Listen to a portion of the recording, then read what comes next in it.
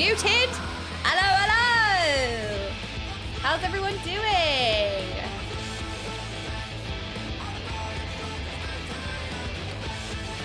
Hello, hello, good morning. I'm here to interrupt your jamming and peace. To interrupt.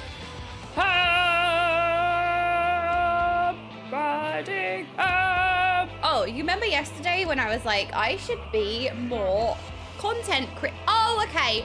Rat Racer, thank you so much for the 8 months. I really appreciate that. All right, fine, we can accept that. We can accept that scatter.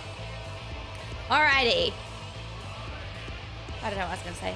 Hello, everybody. How are we doing? Oh, sorry about the extra long loading screen today. I apologize. I've not been feeling very well this week, so it's been a struggle to get through the day. It's been a real struggle, but I'm all right.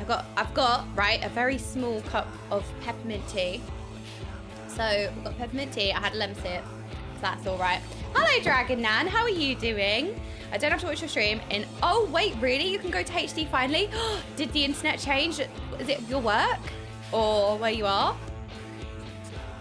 But I heard that you lot were jamming, so I wasn't worried. Yes, today we need to kick Zeramus's. No, Zeramus is not kicking my ass. I'm going to be kicking Zeramus's ass. That's what's happening. That's what I'm going to be doing. The ass kicking is going to come from me today. La, la, la. Oh, the big bang. So I was thinking we could do a little bit of a VOD review and have a look at the fights from yesterday rather than throw ourselves in and see if there's anything we can learn from the VOD.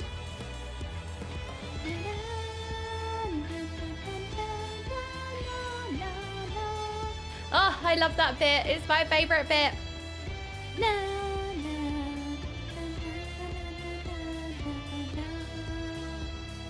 Where is the gatekeeper?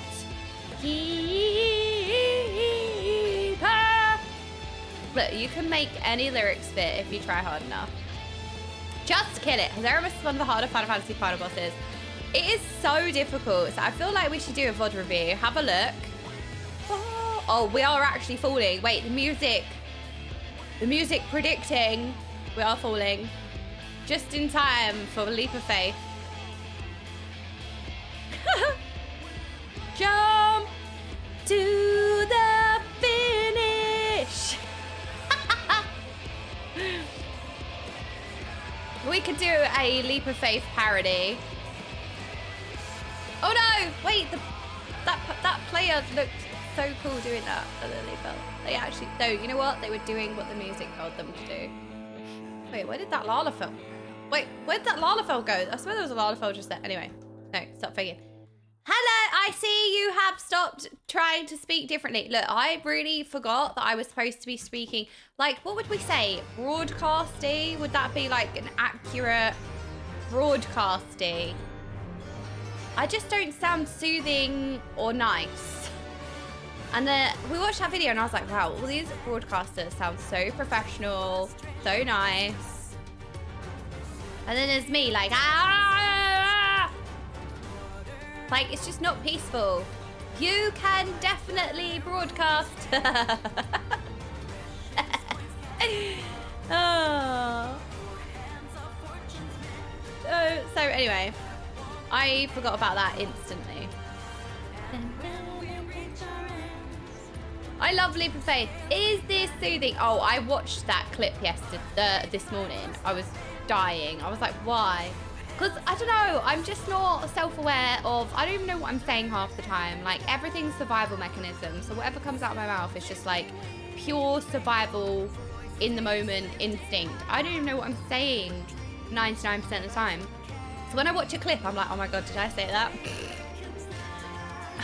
It's like the stupidest clip ever is saying, oh, I really need to sound nicer and like sound broadcasty and professional. And then I tried, I was like, does this sound like soothing? If I start talking like really, really high pitched and really quiet, and if I sound like this, and then I was like, wait, I'm doing it. And then, yeah. So like I instantly ruined it. What a roller coaster. Sorry. I am a certified yapper. Actually, you know what? I think I prefer to be a certified yapper. La la la la la la. When I hear your song, I'm kind of miffed because you do it much better than you saw yourself. Wait, what do you mean, Dragonan? So work, yes, we find a proper internet, not that unstable DIY stuff we're doing for 11 months. Today's first good connection day. Wait, Dragonan, that's such a huge... We pray streamer learns how to speak. Dragonan, that's such a huge deal. Okay, so now you can have like nice working internet. You can watch the stream. Well, I appreciate you was trying to watch the stream anyway, even though you had the makeshift set up. So I appreciate you. All right, let's try our luck with the Cacpot tickets. So I'm thinking today we do a little bit of a VOD review, have a look at the Zeramus fight, see if there's anything we can see from the fights. Like rather than going through the whole cutscene and then learning nothing and then going through the cutscene again. Oh, come on. No! And then going through the whole cutscene again and learning nothing again. I thought, well, why don't we have a look at what we noticed from the VODs? Because there was a couple of things that I noticed. So depending on what I did, we haven't had a bio since I stopped summoning. So I think it's safe to say that melee attacks don't do anything, so it's safe. And then the boss only casts flare when I use magic. So magic causes the boss to cast flare, summoning causes the boss to cast bio, and I was like, what's worse? But bio is definitely worse because it's an AoE, and then we have the large hole come in. No, Big Bang come in. Hello, Nico. So then Big Bang comes in, and when Big Bang comes in, that's an AoE anyway. So I feel like with flare, it just means one person's gonna die rather than like maybe everyone. So we need to make sure we're casting our black magic. And I might... Because Edge can do magic too, but I think Rydia is fine unless Rydia dies. Because like I was going to put Berserk on Edge like I usually do. But the thing with that is that Edge can also do magic. So it's like, Quick stop by before I go pick up Small from school. Oh my god, is it me? It's me. I await you, Awuwa. I noticed a lot of death. Yes, there was a lot of death yesterday. Okay, Zeramus is really hard. Like, it's such a hard fight. And then, what else did we notice about the boss? Yeah, it does different things depending on what moves you use. I don't think melee does anything, so I think melee is safe. But basically, pick me up, peas. I'd like some peas. Ooh. Right, let's do some daily quests. We should go at... We need to level Dancer, so we need to go complete Dancer. Dancer. Although where... Oh, hang on a minute. Where would we teleport to do the Ananta dailies? Ah. Peering stones. Peering stones. If I was peering into stones, where would I place myself here? Peering stones. Peering into... Ah! Found it! Found it! No! Why are we caffeinated? I see you lot. You lot are shaking, vibrating very quickly. I see you.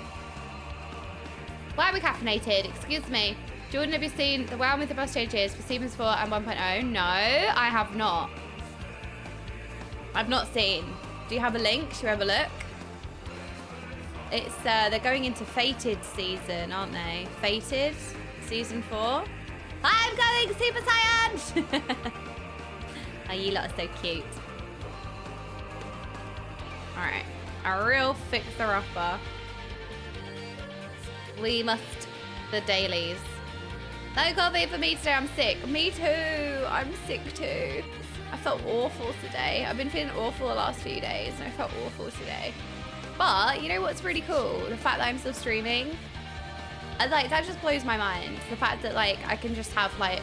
I think I'm run down. I don't think I have flu. I don't think I have a cold. I think I'm just really run down. But at the same time, like, I'm still streaming. Like, that's such a big deal. I have been late, to be fair. I've left you guys in a long loading screen. But there's still, like, little things. But that's fine. Mythic 10 is going to be equivalent to Mythic 20 keys. What? Huh?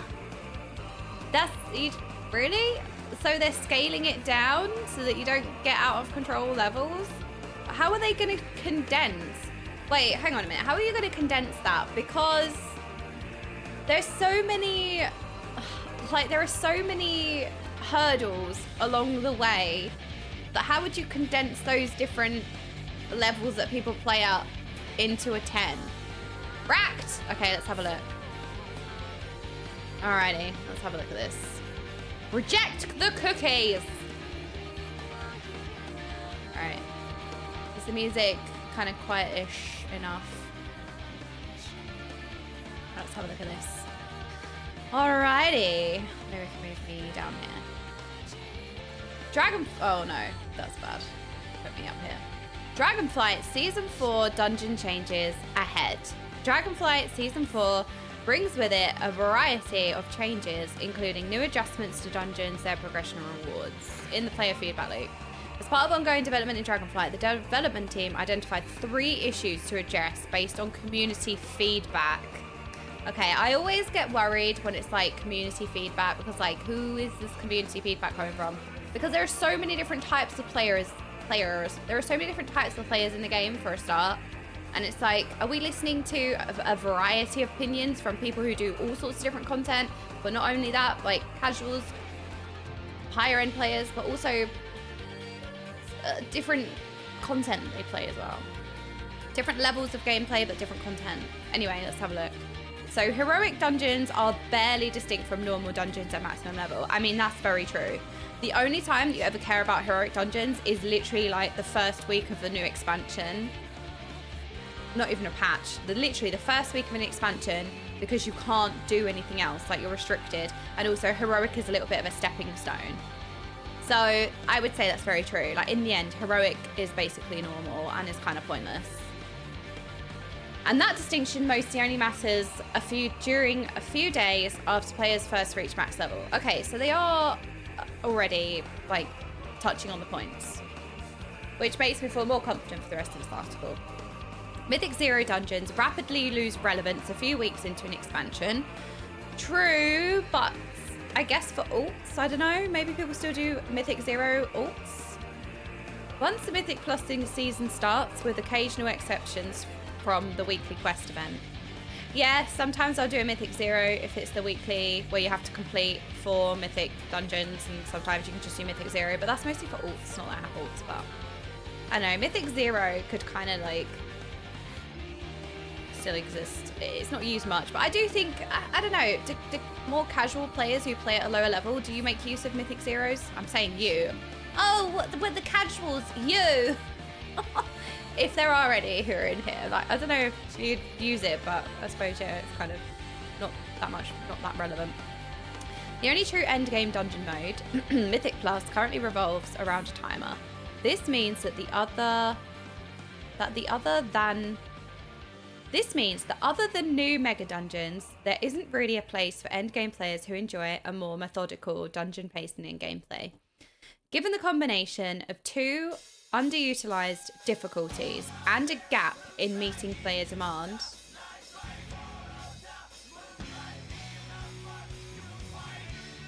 oh, this is the Primals version, sorry. We are restructuring dungeon difficulty and rewards in Season 4. Heroic difficulty and rewards will move up to roughly the current level of Mythic 0. Wait, okay, that's actually a really good change. So you're taking away Mythic 0 and moving that to Heroic, because you can queue into Heroic with Dungeon Finder. You don't have to, well, I mean, you do LFG Mythic 0s, but like you can literally just queue and then you get relevant gear. So I think that's actually a really good change. These dungeons will remain available to queue into via Group Finder, though the item requirement to queue will also go up accordingly. There. Mythic 0 difficulty and rewards will move up to the roughly current level of Mythic 8 to 10. Wait, so they're keeping Mythic 0 difficulty, but they're making it really hard? Well, 8 to 10, again, content is relative, right? An 8 to 10 will be difficult to some people, it won't be difficult to others. So I don't want to, like, dismiss a level that I don't personally think is difficult, because I respect that it is difficult to some people. But Mythic 0 being equivalent to an 8 to 10, I think is quite a jump. This is a bit hand-wavy. Numerically, it's close to a Mythic 10, but not having a timer or affixes really offsets that quite a bit. Oh, okay, well, that's fine. I think that would be fun, like doing a dungeon that has the difficulty without the timer or affixes. So basically like a dungeon with the difficulty and not many of the annoyances. I think that's a good idea. The existing Mythic Plus system will pick up where that leaves off, such that a Mythic 5 in Season 4 is roughly equivalent in difficulty, rewards, and Mythic Plus rating awarded to a Mythic 15 today. Oh, they are really condensing it.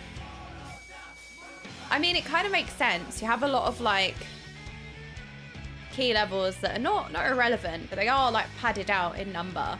They seem to be just condensing it. But I feel like that's going to take an adjustment. People that could do a 15 can't do a 5. Like, hang on a minute, this is just a 5. How can I not do this? It's always going to feel bad. Like, why am I struggling with 5s? Like, it's just a psychological thing. But, I mean, it makes sense to condense it, I suppose. Here's a visualization of the change. Light blue circles represent where new affixes appear. Going from Mythic 2, 7, 14, the current world, to 2, 5, 10 in the new one. I do feel like there's kind of a lot of wasted dungeon levels. Like, there's kind of a few thresholds, let's say. There's a couple of benchmarks, and like around the 15 is where some people are at. Around the 20 level is where some people are at. And then the levels in between don't really do anything. So you've got the 5 levels in between that are kind of irrelevant. You know what I mean? Like, if you're doing a 15, you might as well do a 16. And it's kind of like there's a lot of padded numbers in between, like where you really feel a jump. You know what I mean? Like, you're not really necessarily searching for a 17 or 18 unless you're doing score, I suppose. But there might be some people who can't quite do a 20 who enjoy that, like, kind of bracket, but you can still enjoy pushing. It's still the same thing. So it's kind of more like a condensing to make all the levels feel important, if that makes sense. So like every kind of, you feel all of the different levels, rather than like, oh, the 5 levels go by and you don't really necessarily notice the difference, but then you notice the difference, if that makes sense. That's the impression that I'm getting, which I don't necessarily think is a bad thing. Season 4 changes will apply to all 8 of the Dragonflight dungeons. As part of these adjustments, we have a few goals in mind. Recalibrate core difficulties to align with seasonal player experience and progression. Serve the community who enjoys dungeon content but feels that Mythic Plus content isn't for them due to the pressures of taking part. Create a better environment in Mythic Dungeons to prepare more players to take part in Mythic Plus. One of the most notable changes players can look forward to is the removal of the timer. Wait.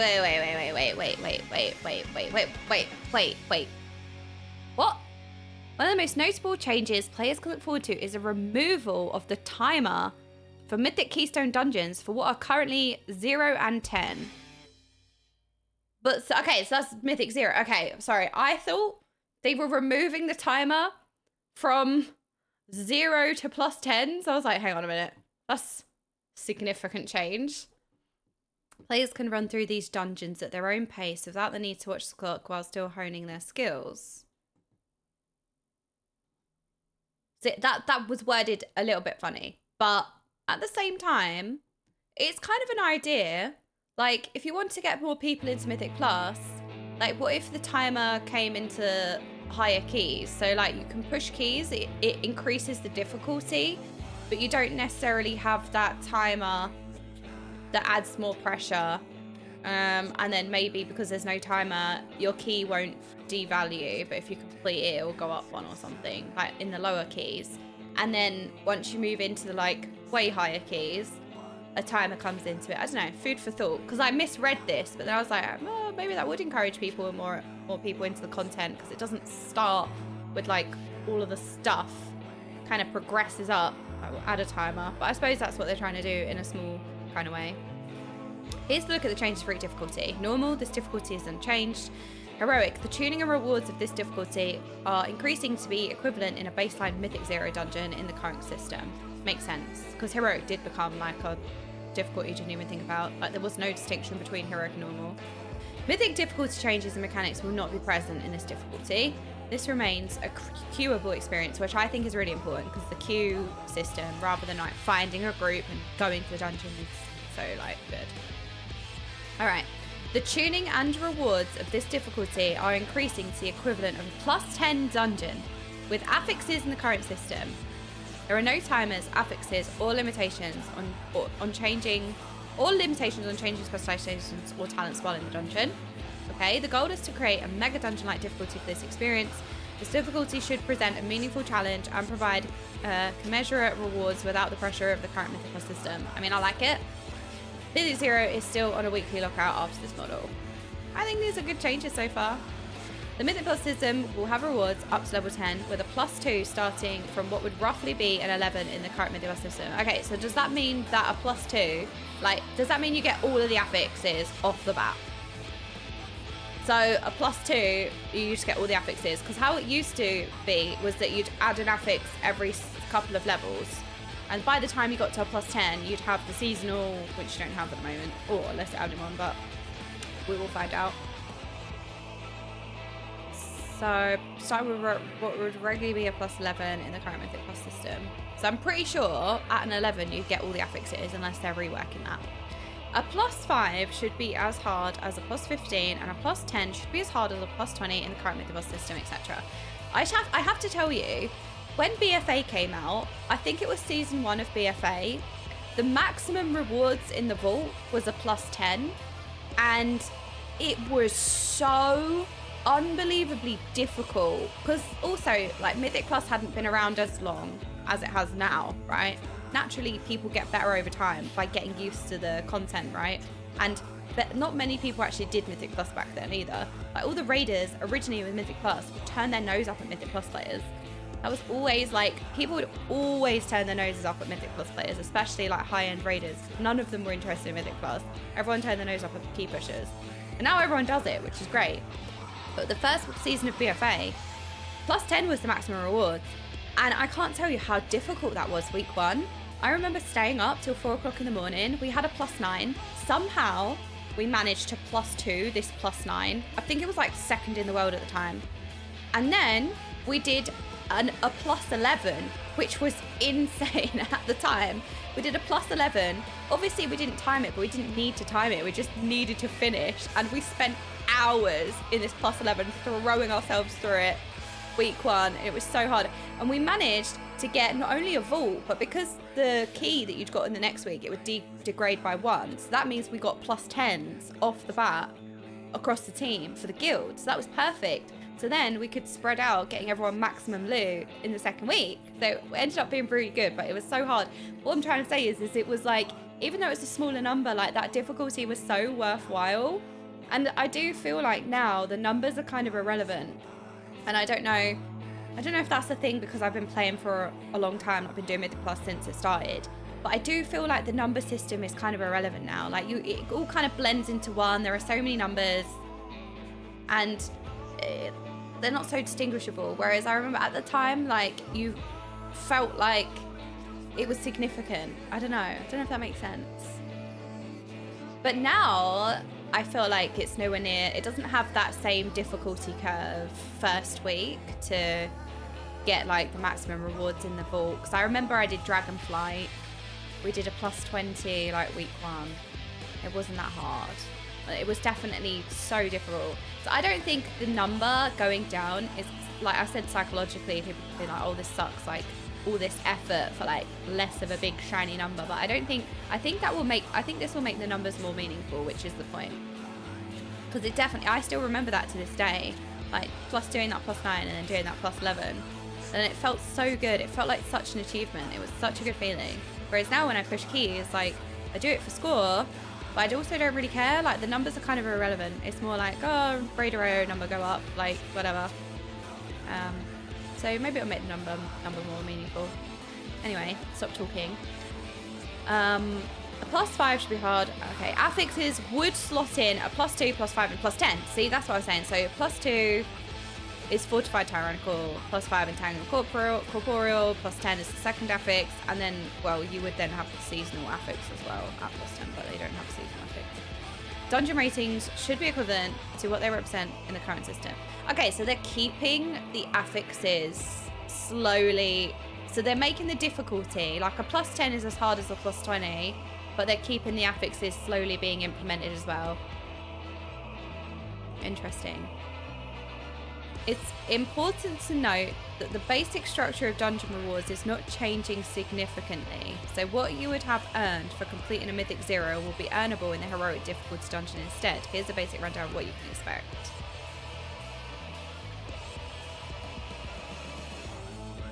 Okay, so... oh gosh, this is the new system. Okay, so Mythic 0 will be heroic dungeons. Oh, normal dungeons, heroic dungeons. Where's raids though? It's always good to have like a raid comparison. So basically a +10 is going to be giving the rewards of like a +20 before. So where's the end of Dungeon Wars? Great Vault. That's what we want to know. Great Vault.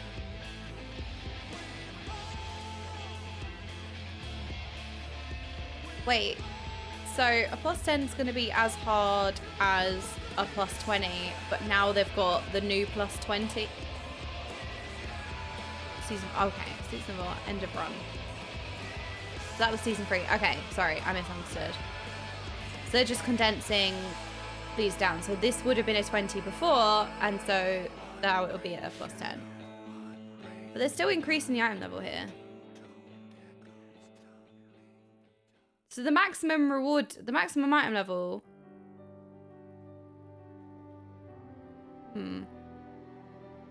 End of run is going to be capped at a +10, but also Great Vault +10 and up. I'm just worried about this. Trying to get my head around the new system as well. Because, like, basically this is saying to get the maximum, unless I'm reading this wrong, it's basically like, to get the maximum reward, you'd need to do what would be a +30. Because if a +10 is essentially equal to a +20 now, then a +20 in this new system would be like a +30.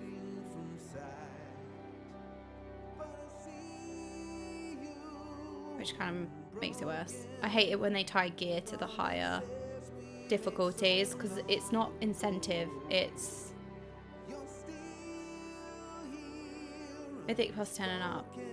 So this, okay, so Great Vault, end of run. End of run max is going to be +9 and up. And then, okay, so the item level is +10 and up. I just got confused with the 20 here, but that's from season 3. It's just me being stupid. I thought it was saying it would keep going up after the 10, which would be like insane. But it's okay, so the Great Vault reward. The Great Vault is end of dungeon run, and Great Vault is like out of 10, that's the maximum. Okay, that's fine. Crest and Flightstone rewards are changing to match the same difficulty with some only minor adjustments. Flightstone earnings for any given Mythic Plus will match the equally challenging Mythic Plus from previous seasons. This means that a Mythic Plus 2 in Season 4 will give the same number of Flightstones as a Mythic 12. Okay, so the numbers go down, but the rewards match what it would have been. Makes sense. Bonus Flightstones awards are for increasing any party members' Mythic Plus will remain unchanged.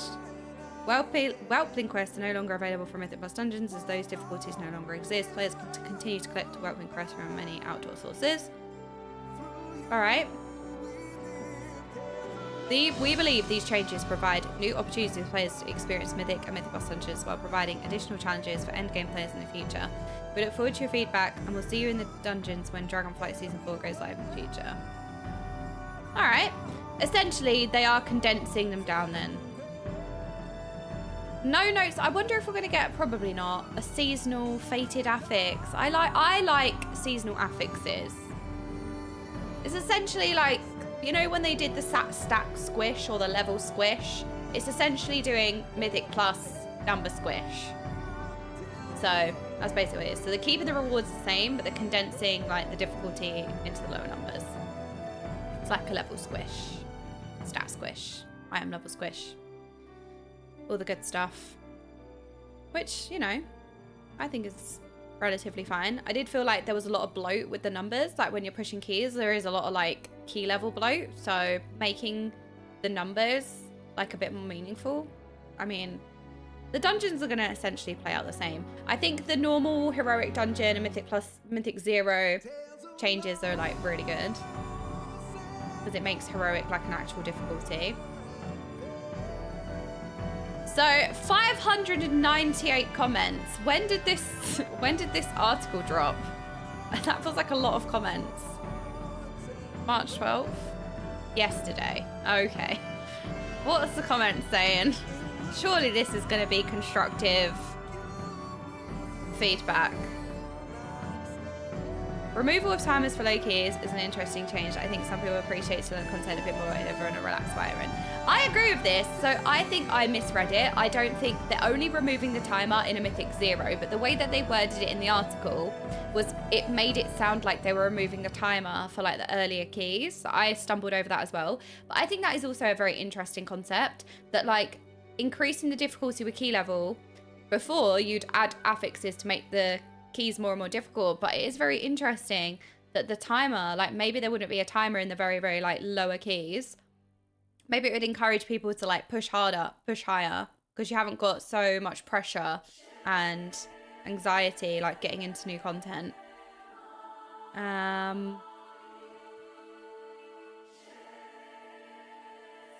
Oh wait, do we have a dungeon rotation? Hang on a minute, do we have a dungeon rotation? What are the dungeons gonna be?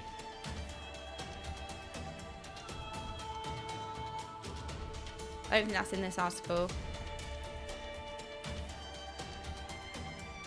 Brackenhide. Does this change what level of keys needs to be doing for Q2K score achievement? Probably. The standard 8. Oh, that makes sense. Fated. It's gonna be all the Dragonflight ones. Brackenhide is fun. Offensive sucks. Pretty good changes. Mythic Plus start at +10 and Heroic and Mythic Plus scales higher. Would have preferred not to get all Dragonflight dungeons again though. See, it's so strange because we used to have all of that expansion's dungeons all in the expansion the entire time. Like this whole new dungeon rotation and having a dungeon pool that uses previous dungeons in previous expansions is like a newer thing. And like going into, oh no, we don't want the dungeons of the current expansion. Oh no. It's interesting. I think this is a good change. Wondering how high level players will respond though. This seems geared towards more casual players. Glad to get a sneak peek of item levels in season 4 too. I feel like this is good in both sides, right? I mean, condensing the numbers doesn't really change anything. It just makes it more appealing to casual players, I would say. No listed dungeons, so I suppose it's fair to assume it's just the 10.0 Dragonfly dungeons. Oh no! Pushing the dungeons of the expansion. It's so funny how like that's such a weird concept now. I feel like that as well. This doesn't change anything as lower keys whenever the target high level players anyway. It was just so weird that the lower level players had to go through Mythic Plus and timed content. But you're still gonna have to unless you do Mythic Plus in Mythic Zero. Mythic Zero is the only thing that doesn't have a timer, but Mythic Plus still does. Not gonna lie, I thought this. I read this bit and I was like, okay, +2 fortified and tyrannical, and I just felt instant despair. I was like, oh, we still have fortified and tyrannical then. But maybe, I don't know, War Within might have a mix-up of affixes, maybe, again. I just feel like fortified and tyrannical are just very outdated. I think what would help tyrannical is maybe, I just think it's the health increase. If they maybe made the bosses hit harder, kept that aspect, but just didn't increase the boss health by so much, because what you end up doing is you end up fighting a boss longer than a mythic boss in a raid. They end up longer than some raid fights. Like you have 6-minute fights in dungeons. It's ridiculous. Tyrannical has never been good. Even fortified tyrannical have always been ugh. And you know what really irritates me? The fact that they separate the score now, so it forces you to play both weeks. So like, you don't even get an upgrade because you need to do the exact same key in the alternate week. because like when I was playing, I don't know what I have, but I've done like 25s, 24s. I think I was playing week 2 of season 3. But I think my score is like 2.5k because I just keep logging in on a tyrannical week, or I keep logging in on a fortified week. So I don't have one of the half of my score. It's just annoying. Like, oh. I mean, once you start filling it out and you've done it the first time, it's fine. But I really don't like the score separation for fortified tyrannical. It just makes me hate it more. And I love the fact they're using Entangling and Incorporeal. I mean, I haven't really played too much Mythic Plus to get to know the affixes. I've not pushed, let's say, properly this season, so I can't give my opinion on the affixes in like really, really high content. I've just experienced them like at a more casual level. When I say casual level, it's like casual for me. So I know the word casual is subjective, but I haven't really tested those affixes. But I don't feel like Incorporeal, I feel like it's complained about a lot, so it's not really not a great example. Yeah, I suppose they'll scale down the portals as well. So like portals would be at +10. I suppose +5s would give you the achievement. I suppose they're just scaling everything down. But I feel like a lot of people have misread this. I think people are saying there's no timer in the lower keys, which is how I took this wording as well. Where did I read that phrasing? One of the most notable changes players can look forward to is the removal of the timer for Mythic Keystone dungeons for what are currently 0 and 10. Players can run through these dungeons at their own pace without the need to watch the clock while still honing their skills.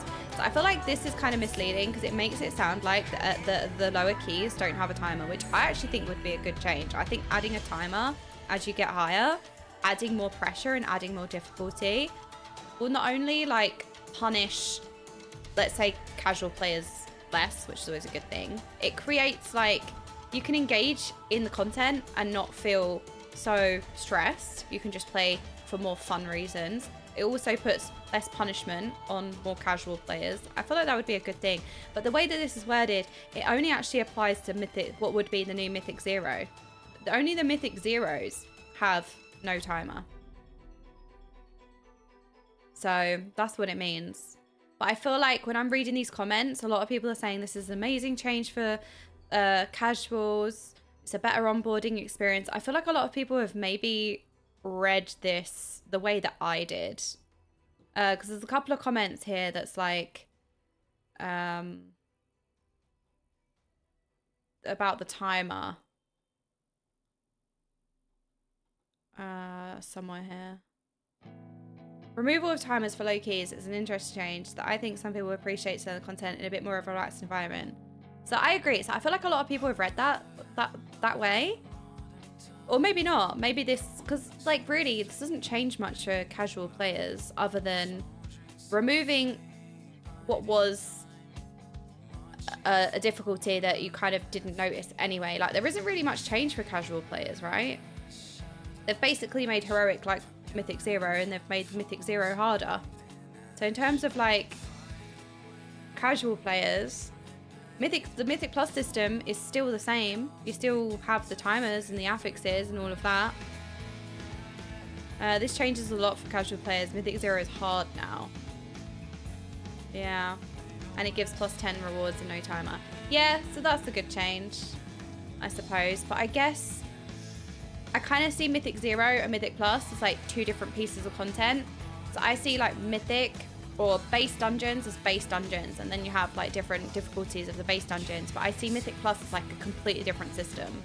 Because with the Mythic Plus, you have affixes, timer, and you have like the key depletion, the key increase, like you have all of these things. I kind of see it as a different content entirely, even though they're still dungeons. So that's why I was like, in terms of like encouraging people to play Mythic Plus, I don't know if that necessarily changes much, but it makes Mythic 0s more challenging. But like I said, you're not really in a Mythic Plus situation because you haven't got the timer and the affixes and everything. So you're not really playing it in a Mythic Plus scenario. You're just playing dungeons. So actually, I can see what you're saying. So maybe this is good for casual players because it makes dungeons again, which is huge. That's actually a huge change. You're making dungeons again.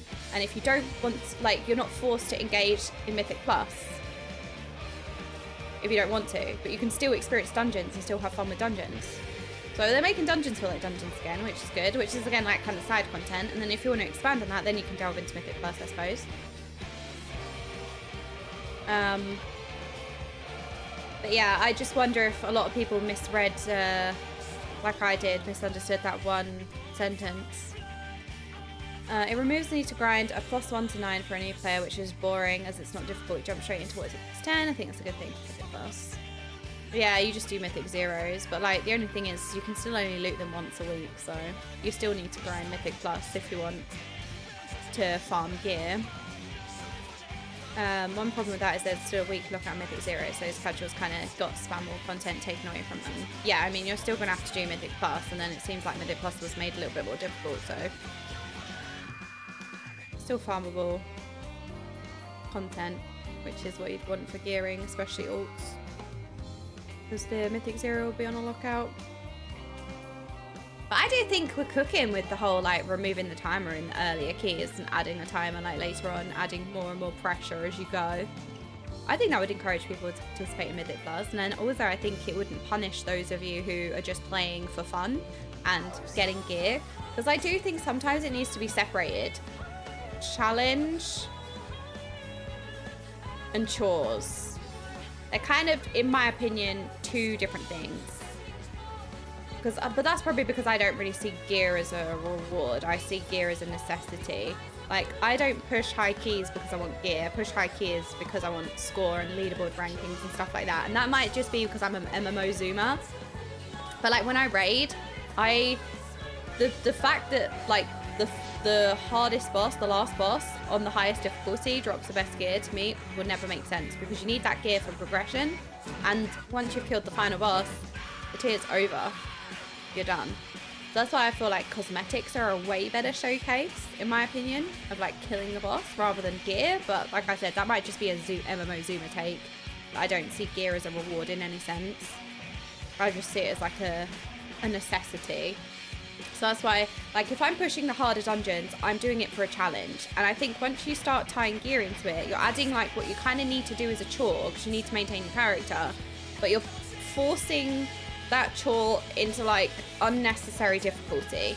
So what you're doing is you're forcing people to engage in challenging content because they need the gear.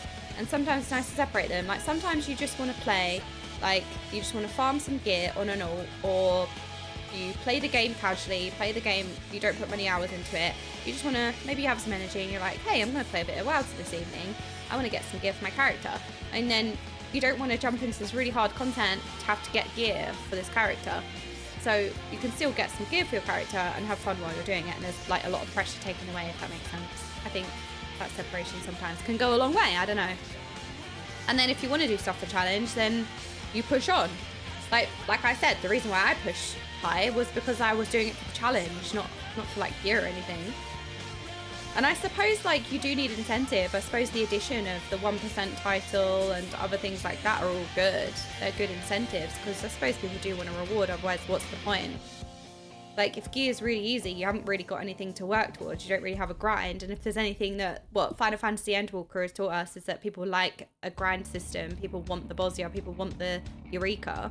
People like having a grind, so you have to have like a healthy balance of that.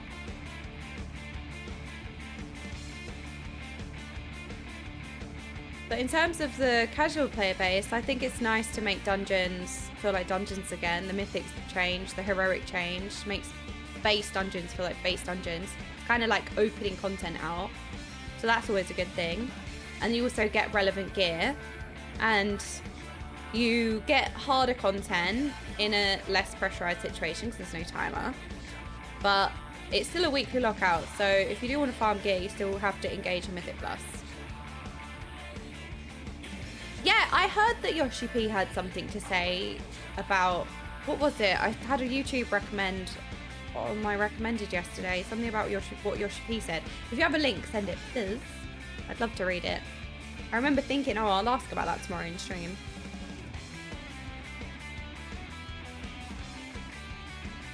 But yeah, I mean, I think it's good changes. Like, all this kind of screams to me is that it's a condensing. I don't think it necessarily, like, other than making heroic and mythic and base dungeons and actual content, right? That's actual content now. But I would say all of this is basically just like a stat squish, a level squish. It's just a squish of levels, essentially, which is what you've seen in the game in general. Though it doesn't really change anything, in my opinion. Doesn't really change much. Have we got the base Yoshi P interview, though? Okay, so new Yoshi P interview. Wait. Am I flashbanging you all? How do I doxing myself? Oh. I fixed it! I fixed it! You're welcome! Wait, what? Did I go on Oh, okay, whatever. New Yoshi P interview. Plans to make Final Fantasy a less stress-free. Hints at plans for his next game. Wait, make Final Fantasy XIV less stress-free? I've been playing Savage Mine in Pandemonium. I have been stressed out of my mind. What do you mean less stress-free? I watched videos on Ultimates. Ultimates look stressful as hell. What do you mean? There's a new Famitsu interview out with Yoshi P and WFS mobile game designer Shimoda Shao-chan, as Yoshi P cutely called him. It's a pretty long interview, including a look back on Yoshida's career, the recent fan fest, etc. But here's my translations of a couple of parts that stood out. Regrets over making Final Fantasy XIV less stressful. Interesting. So as somebody who's newer to Final Fantasy XIV, so I'm not on the same timeline as everyone. The only harder content or end game content I've engaged with is only just starting Savage raiding. So, but my experience of raiding and trials and looking ultimates, like Final Fantasy XIV has some of the hardest content in MMOs, in my opinion. So I'm interested in this statement. Less stressful. Yoshida, reflecting on the fan festival. So, from now on, we'll keep working to surprise players and go beyond what they imagine. But that reminds me of something I regret. As we've continued to operate Final Fantasy XIV, we've made the game more comfortable, a game you can play without stress. I mean, that's a good thing, I think, right? But looking back on the last 10 years, I'm thinking we've overdone that a bit. Shimoda, what do you mean? A video game should, of course, have an element of stress, but how to handle that properly is extremely difficult. I can agree with that. For example, in a side-scrolling game, if there aren't any holes you can drop down into if you miss a jump, of course the game would lose its stress, but it would also lose its fun. Makes sense. Speaking of 14, I would like to restore that part a little bit. If we do that, we can give everyone a better challenge in a good way than ever before. So what they're going to do is they're going to add trash to raids. You have to actually run through the entire raid scenario to get to the boss. They could take notes from, wow, look, if you want to add stress into the game, just have a look at World of Warcraft. All right? That's what they should do. Yoshi P's intentions for his next game. Outside of 14, are there any other works you plan to direct in the future? Nothing is decided yet, but if I have the opportunity to work on a major title next, I intend to be the director. Ooh. In terms of timing, do you think you have one more game left? When I was thinking about passing the baton to the next generation... No! No! I thought maybe let's do one more game, but in that case, I was setting my own ceiling. Lately, I've been thinking it would be better to not set a ceiling like that. For example, I'm over 50 now, but I'm still snowboarding. I mean, 50 is young! My grandparents are still skiing and they're like nearly 80. Age is just a number. All joking aside, I'm better now at it than I've ever been. There's still much I can do, and it'd be better not to put a cap on that. I feel like the settings limits will make things boring. I feel like setting limits will make things boring. Of course, there's one approach to things that you can only make progress by setting goals, but as an organisation grows to a large scale like this, I think it's better to adopt the approach that I don't know what the future holds, but I'll do my best every time. Aww, he's so inspiring. I hope that even I will achieve things I didn't think possible. So what's this one, Edram? Uh-oh, if it's a fart. Aha! The translation. Translated article. People took it to mean differently, but he says in the next message he doesn't mean difficulty. Alright. So, he's talking about making Final Fantasy XIV less stress-free, so like more stressful. So I wonder what he means by this. So one of the members who participated in the launch of Lightfly Studio, who is currently in charge of development and game design for Heaven's Burned Red, is Shota Shimoda, Executive Officer and Head of Production at WFS. Okay, so let's have a look at the interview because we already read this. Okay. What is the Phantom game that Mr. Yoshida and Mr. Shimoda were developing? But first of all, please tell us the time when you two were making games together at Square Enix over 10 years ago. How did you end up belonging to the same development team? Well, first of all, I'm not sure whether it's better to call Mr. Shimoda Shimoda-san or the usual Shochan. Aww. When I first met Yoshida Shimoda, I was still in my 20s, so he called me Shochan. I don't get called that anymore these days, but it kind of tickles me when Yoshida-san calls me Shimoda-san. So I'd like you to call me Shochan as usual. I love like the friendship that they have that always comes across really strong whenever you see dev stuff. Okay, so let's paraphrase. Let's get to the stress-free parts. It'll be nice to read the whole interview. For sure, but this is an almighty long article. This is a very interesting interview that I would want to give a full read. But in the topic of conversation, let's stick to the stress-free parts or more stressful parts.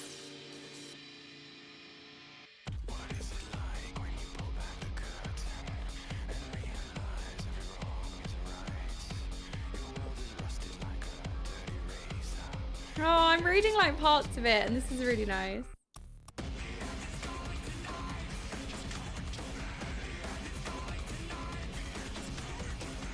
Oh, even after I left Square Enix, I continued to follow Mr. Yoshida's life and what he did. For example, when I was thinking of taking on a new challenge in business, I happened to look up Mr. Yoshida and found that he had made the important decision to produce FF16 while serving as the producer and director of FF14. He could have chosen to hand over Final Fantasy XIV to someone else, but he didn't. I think that was a great decision. I'm really grateful to hear that. Oh, this is so wholesome.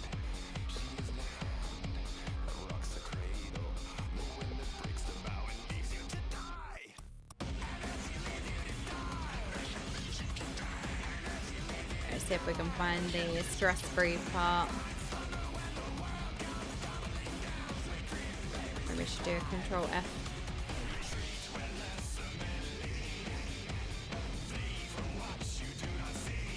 Aha! I think we got there. Oh, we got there. Oh my god. I've once again realised that we must continue to provide players with surprises that go beyond their imaginations. In that sense, I actually have some regrets. As we continue to operate Final Fantasy XIV, we have tried to make it more comfortable and stress-free for players to enjoy. But when I think back on the past 10 years, I think we may have gone a bit too far in that regard. Masu. What do you mean? So in terms of Final Fantasy XIV, what would he be talking about? So he's obviously probably not talking about like savage raiding, ultimates, because they are intense to say the least. So it must mean other content, right? So jobs, open world, so hunts, maybe the world bosses are not difficult enough, or I suppose there's lots of other content. Dungeons and alliance raids, relics, dungeons, alliance raids, gearing. Oh, okay. But I feel like, isn't that such a huge selling point, the gearing in Final Fantasy XIV? The casual content is too easy even for casuals. Okay, so we're definitely not talking about, you know, like the Savage Raids, the Ultimates. We're talking about everything else. Interesting. Games are always stressful, but dealing with them is extremely difficult. For example, if you're playing a side-scrolling action game and there aren't even any holes where you'll miss if you fall, then of course there won't be any stress. But at the same time, it loses its fun. Speaking of Final Fantasy XIV, I would like to return to this part a little bit in the future. If we do that, I think we'll be able to provide everyone with a challenge in a better sense than ever before. This is also a challenge for the next 10 years, and I'm currently designing various games. It's quite fun, lol. However, some people may think, why would you do that? That's right, it's easy to explain things to players when you're mitigating something, but when it comes to providing a challenging balance, you really need to explain things. Finding the right balance between stress and return is very important for game design, and if you keep alleviating it over and over again, the game becomes tasteless.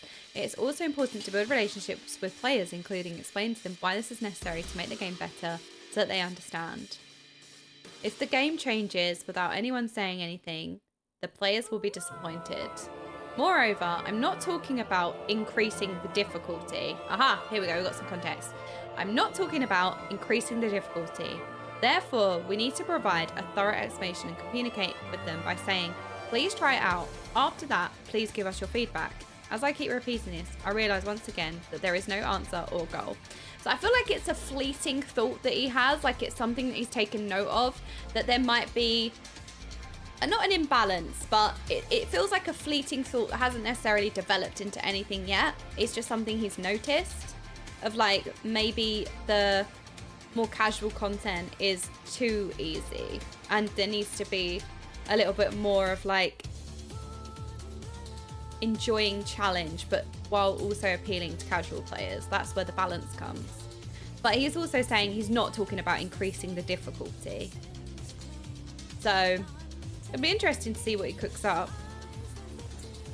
So now we move on to the next question. Okay, so it's been taken out of context a little bit. There's a lot of the casual content. Savage / Ultimates are fine, in my opinion, but I'd like more of a challenge like in dungeons. Something that has me pressing more than 2 buttons would be nice rather than being rendered easy, but I'm the one that likes to challenge myself in an MMO though.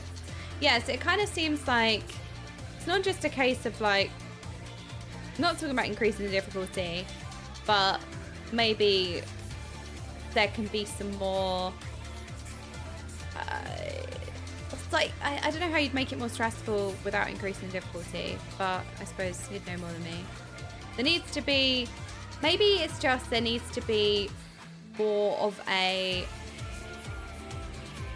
punishment when you make a mistake. That doesn't increase the difficulty, but it also means that that mistake has consequences. That's how I'm taking this. So it's not necessarily making the dungeons like bog standard harder, but like if you get hit by that swirly, it might hit harder. So like it punishes you more if you make a mistake. He's mostly talking about the complaints that about Endwalker patch content, things like relics, and people of all regions are complaining about that a lot. Like for instance, the Alliance raids were quite easy compared with older ones. Yeah, so it's essentially just making things a little bit more punishing, which makes it more engaging. It's like making it a little bit more punishing in an engaging way. Does that make sense? It's just annoying the Reddit post didn't translate that part. Yeah, I feel like what people are taking out of context is we're gonna make Final Fantasy less stress-free. We're gonna make Final Fantasy XIV more stressful. This is kind of taken out of context, because when you see what he really does say, he's just saying that like if you make a mistake, the punishment kind of makes that content feel rewarding. So if you fall, but you're missing like the death part, there's not really a punishment, so you don't really care, which makes it less engaging or less rewarding, but you're falling anyway. So it's not necessarily making it harder, but you are adding a bit more of a punishment. But also he's saying that he's not talking about increasing the difficulty. Because like when you read this, it's like, I'm gonna make Final Fantasy XIV more stressful, whereas it's not really what's being said.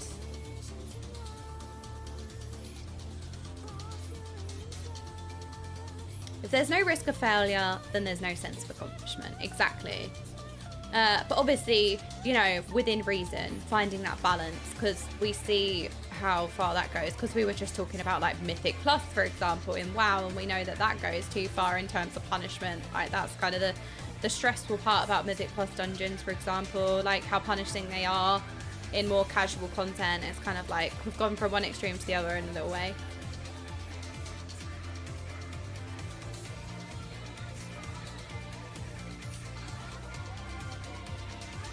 The example we gave was about side-scroller game, about combat, and not about a grind with zero skill and only time investment.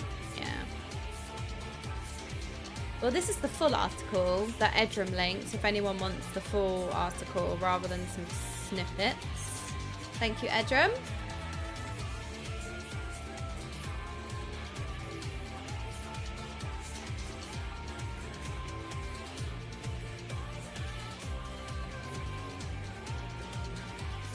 Preacher Rap video had some of his takes on it. Yeah, I don't have too much experience really, because I've done the MSQ and I'm still in the MSQ, and when I've played a lot of the content, we've played it as part of the MSQ, as part of the storytelling, not for like difficulty, not as current content. The only thing I've experienced is savage raiding a little bit now. So like, for me, again, I'm not on the same timeline as everyone else, so my experience is totally different, because I'm basically playing catch up in terms of story. So like, when I initially see like the headline of like, we're going to make Final Fantasy more stressful, it's like, what?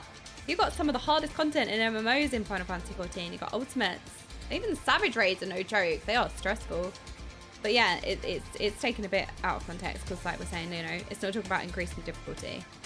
It's just, you know, making things a little bit more risky, adding a little bit more punishment. I think, who said, there we go, Afford-to-Philic.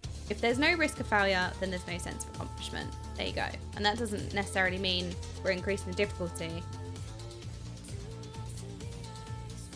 But it also sounds like Yoshi P is just kind of, it's like a fleeting thought. It's not fleshed out. It's just a couple of his thoughts, you know? Sometimes we add way too much depth or meaning to things that are just like, oh, I've just noticed that like we kind of gravitated away from that a little bit, like it'd be nice to like bring it back. Sometimes it can just be like just said, doesn't hold much weight yet, you know what I mean? It doesn't really necessarily said anything. It's just said, oh, you know what, it'd be nice to like perhaps make some of the more casual content a little bit more rewarding by adding a little bit of risk. It's just a fleeting thought, at least that's how I read it. But then people going, oh my god, we're going to make Final Fantasy 14 stressful, is, again, like, escalation. I'm not a fan of Eureka and Botia, but I think the game definitely needs something like that for players who enjoy working towards something. Yeah, I always feel like having a goal for people to grind towards is always a good thing, especially in MMOs. While I personally don't care about the relics being easy to get with just tomes, I also have no sense of earning when it comes to getting them, and there are probably a lot of people who want to feel like they earned their relics.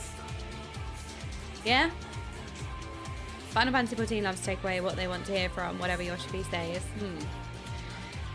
Sounds like he's implementing it, but can't actually give feedback until it's played, not just by saying what it is.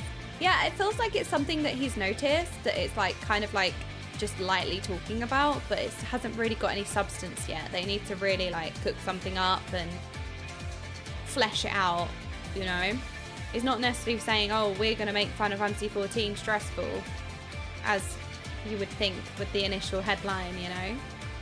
Eureka is a great example. I got about 14 levels in that, and then when I realised what it was about, far too difficult and stressful, at least about a steady group. I have also heard they're working on a new starting point for players to start 6.1. Oh, 6.1. 6.1, that's Endwalker, so you'd miss Shadowbringers. Oh, I don't know how I feel about that.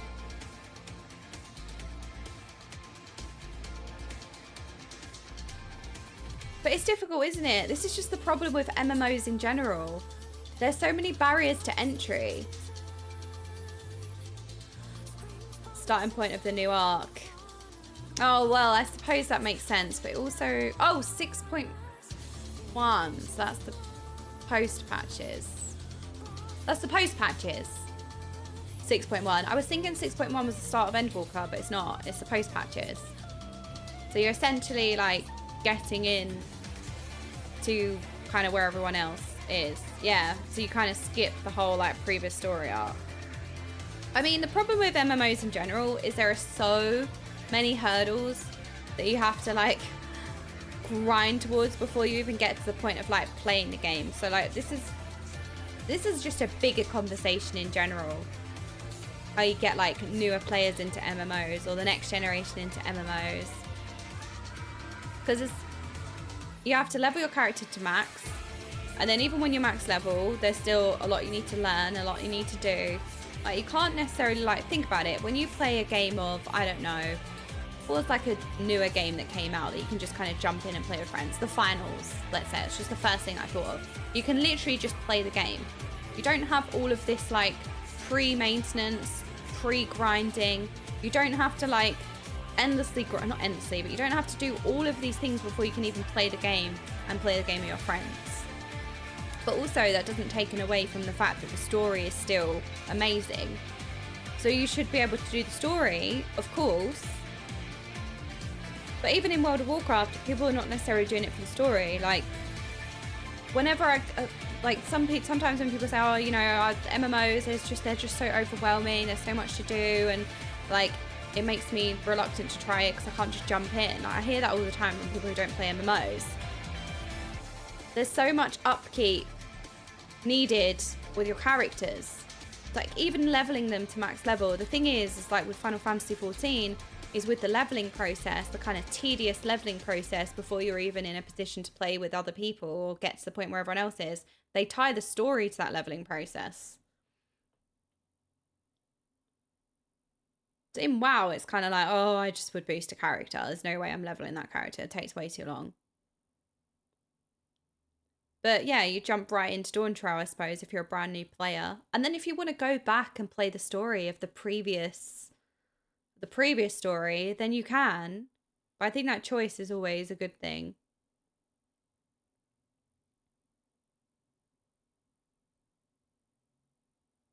Just sit through ARR. If you can't, you don't deserve this game. That feels like copypasta. Yeah, I just feel like the onboarding with MMOs is always just kind of rubbish, I feel, honestly.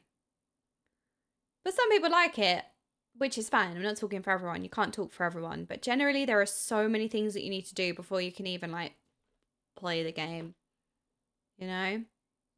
So them adding a skip, for example, to 6.1 so that new players can jump in and be at where everyone else is, but also understand what's going on, kind of, because the story kind of concluded in 6.0. So you're kind of starting in a way where everyone else is. It makes sense. But then, yeah, you guys are saying it would be good to have it without for alts. Ooh. Left alone with my thoughts. I could see them writing Dawntrail in a way that is easier for new players to get into the new story and start getting to know the science from that point, but it also mean they can't lean too heavily on old story stuff, which would take away a lot of connections from most of the current players. Yeah, it's going to be a difficult balancing act.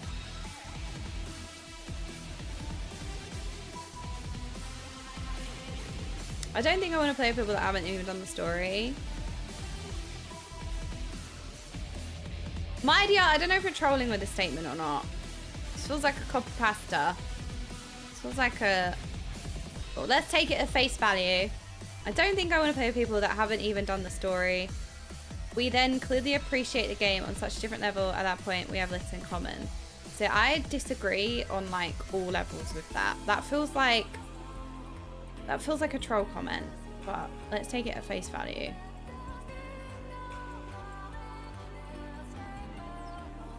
I always feel like Final Fantasy XIV is multiple games in one, right? And you don't, like, to enjoy the MMO aspects, endgame MMO aspects, like raiding, like to actually do the raids, you don't need to have done the story. Like, that doesn't necessarily change anything. But you can also enjoy the world I feel like everybody has a right to enjoy the game how they want to, and I don't think that we should force people into having an experience that doesn't necessarily suit them. I think to gatekeep and to make everybody have the exact same, no, you will feel exactly what I feel, you will have the exact same experience as me. I don't know, I think it's nice for us all to enjoy the world as we do. Like, we all play the game, we all enjoy the game, right? I think we have the right to experience the game in our way.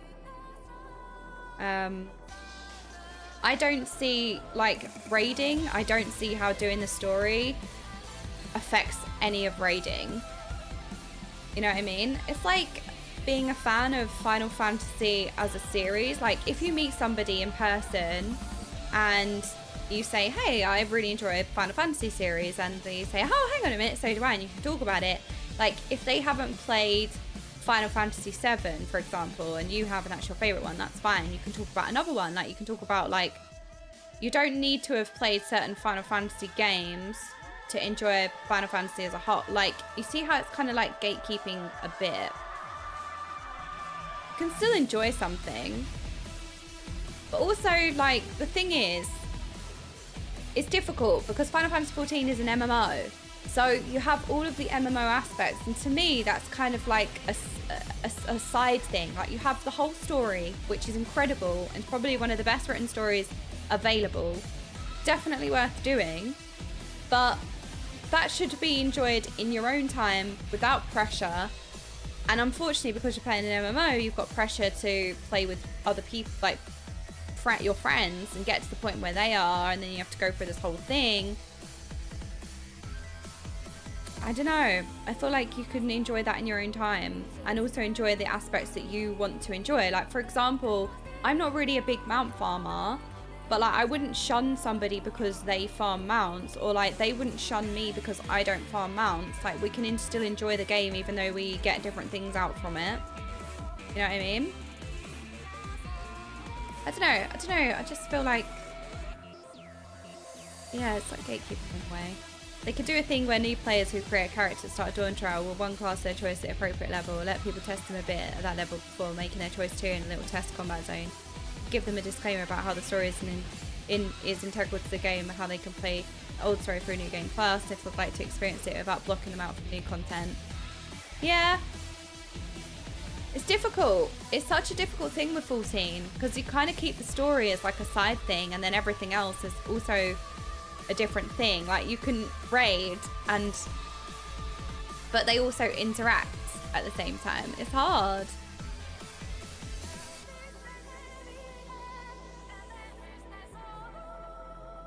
Personally, it would be more enjoyable to be able to raid the latest Savage Us Ultimates and on off days progress through the story.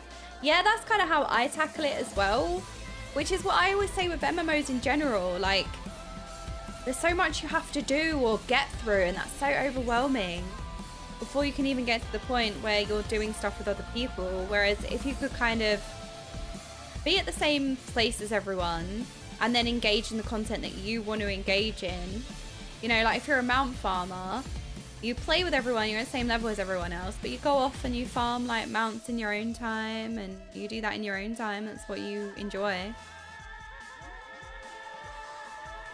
But yeah, I think the more people, the better. The more people to enjoy Final Fantasy XIV, the better. And you have to experience this way only is strange to me. I don't think that you shouldn't be allowed to enjoy the game if you haven't followed somebody else's ideals and standards. Like, for me, I've loved it and I've played from, say, like ARR, but I would never, like, whenever I recommend Final Fantasy XIV to somebody, I always say, like with Absol, for example, like Absol's played every single Final Fantasy game other than 14. I always say to him he would really love the raids. Like, sometimes I'm like, oh, come play Savage with me, and I'm like, just skip and do the story in your own time. I wouldn't say to him, like, I'm not going to play raids with you because you haven't done the story. I don't know, like, that doesn't make sense to me.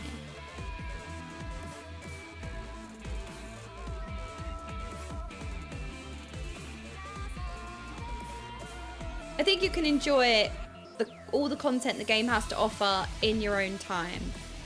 And I don't think we should gatekeep, in my opinion. But maybe I'm wrong.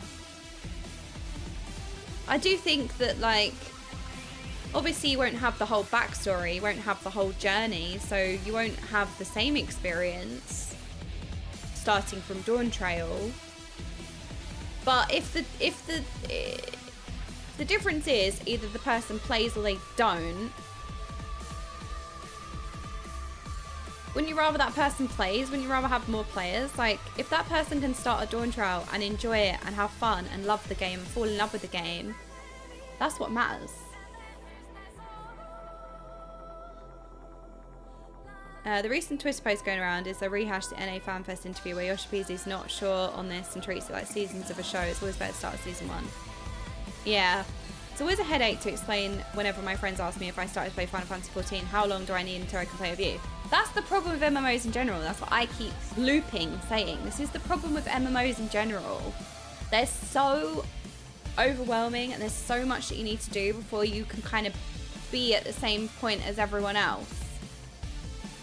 And that's just the structure of MMOs. The fact that you start from 1 and you need to level your character to max level, and then you need to do this, and then you need this currency, this gear, this experience, this rep, this.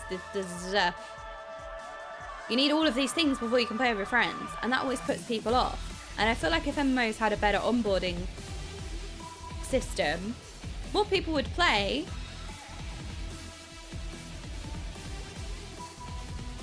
It would encourage more people to join, and then, like, when you fall in love with something, you then engage with others. Like, so say somebody started in Dawntrail, fell in love with the game, and then they were like, you know what, I'm going to go back and replay the story, but they wouldn't have ever started it, or they wouldn't have ever done that originally.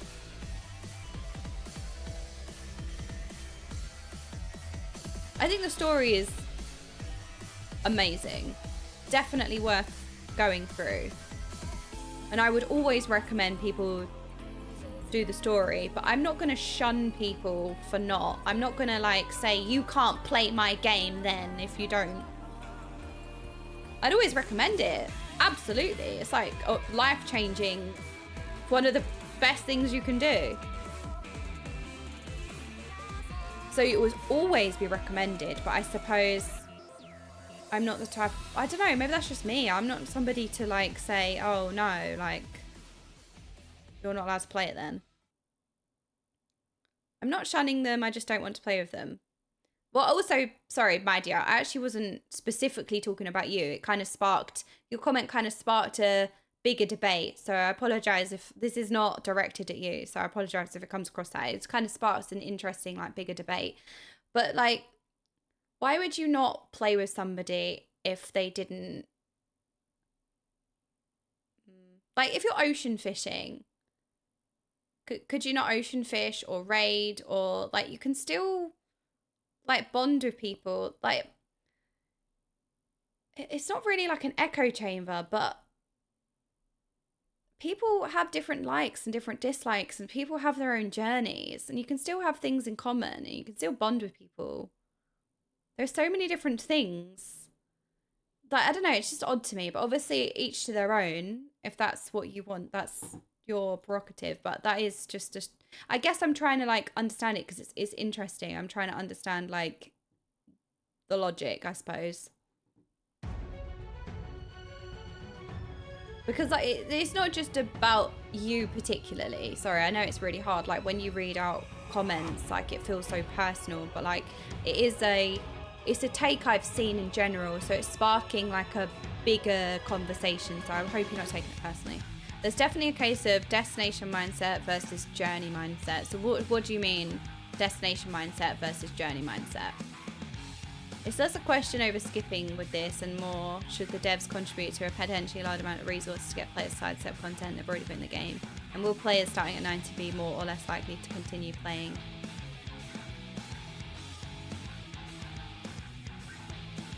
But would they start playing if they...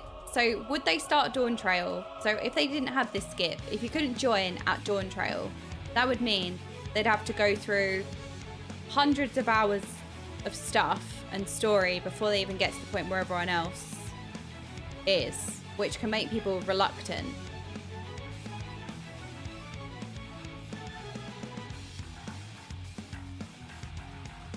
But once you actually do it, it's fine. But like, if you start Dawntrail, and if the onboarding is much better in Dawntrail, and then it gets more people into the game, and then they go back to play, like New Game Plus, for example, like that's good. Then they experience like their own thing.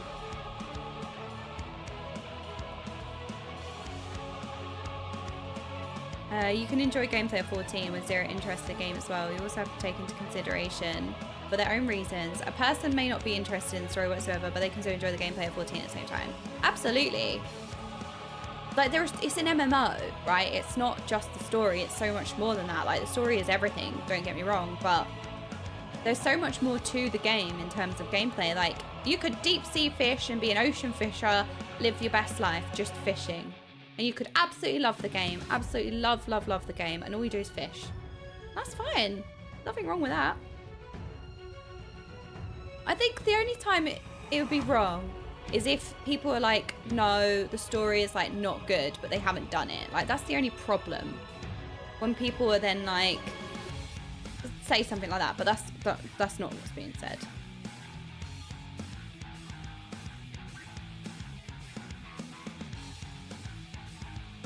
I'm a MMO boomer, and I don't accept that you have to play everything as a core part of the game genre until they come up with a good change to this. So I always jump into every game with the mentality of like, this story / loving / scaring will take hundreds of hours. Which can be a good thing, that can appeal to some people for sure.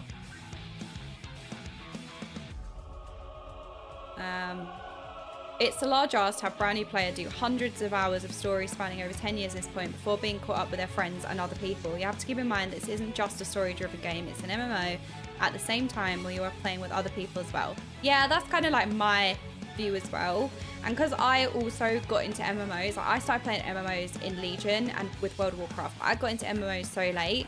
So like me, I skipped everything and I just started doing endgame, and I love the endgame. Like, I love raiding, I love Mythic Plus, and I love the game, and I love those things.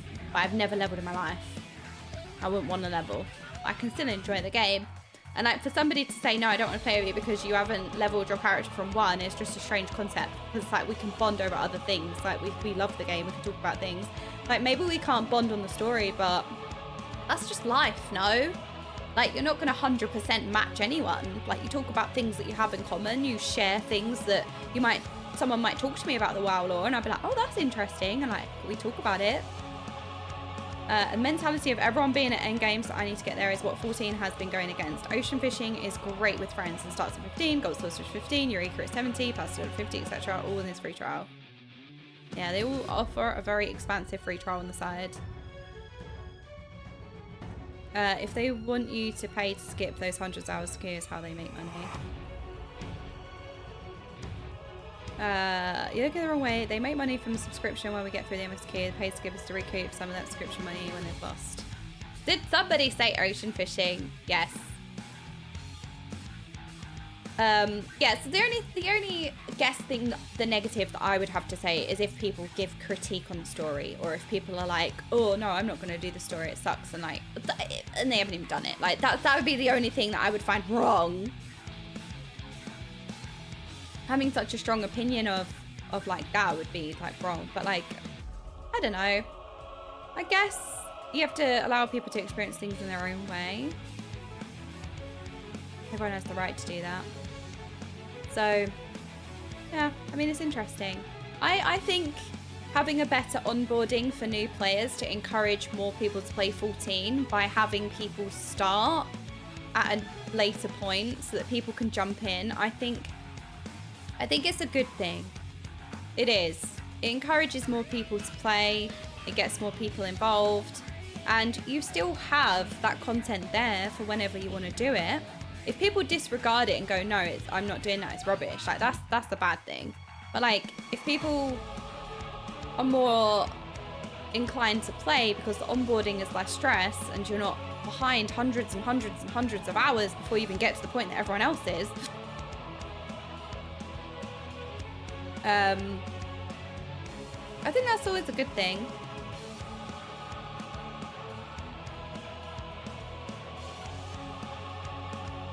I will say one thing here in 14's credit. There's a good amount of content even at low levels you can do with your high level friends, like anything in the gold saucer, in-game events, ocean fishing.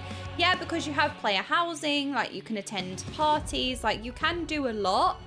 To be fair, you can do a lot at lower level. Like with World of Warcraft, you're pretty isolated, pretty much on your own, because not many people are gonna, like whenever I was getting somebody new into the game, right? And this isn't just me either.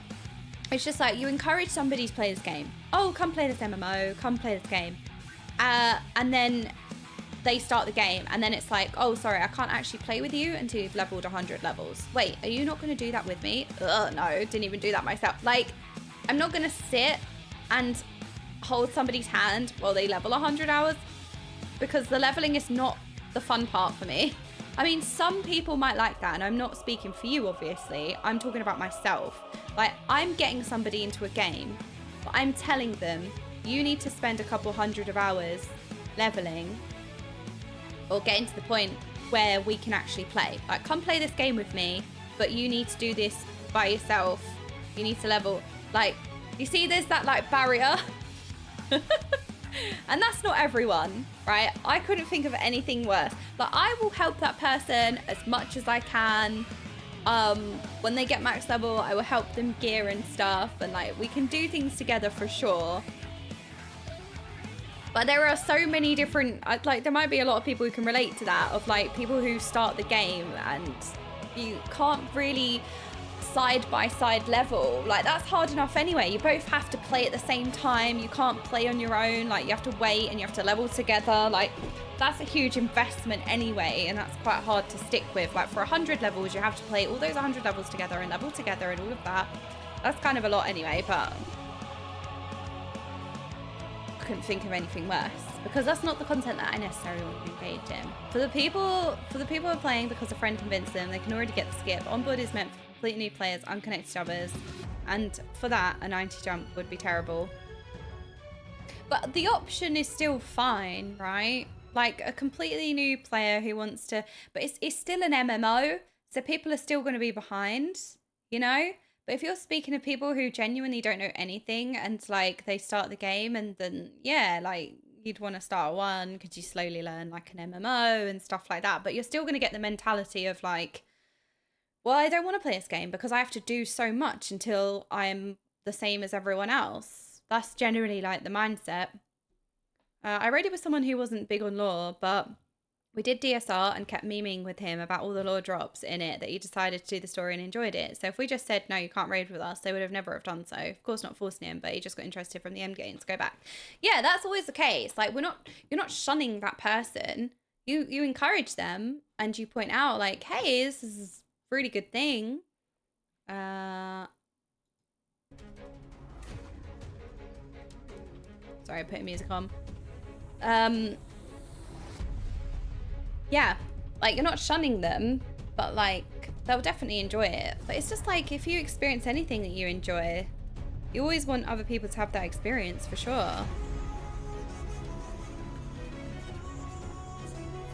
They come play with me, but you have to do the story before we can play, is the wrong mindset in my opinion. For friends of mine, we do the dungeons etc. together, and otherwise we sit in Discord and watch them play through in Discord. It's great fun together. Yeah, you can definitely have fun. You can definitely have fun. I mean, look at it. Look at it this way. Like, I streamed playing. We've all had such a fun over the last year. Playing through the MSQ, playing through the story. Like, there is definitely, like, fun in it. That's why I'm not...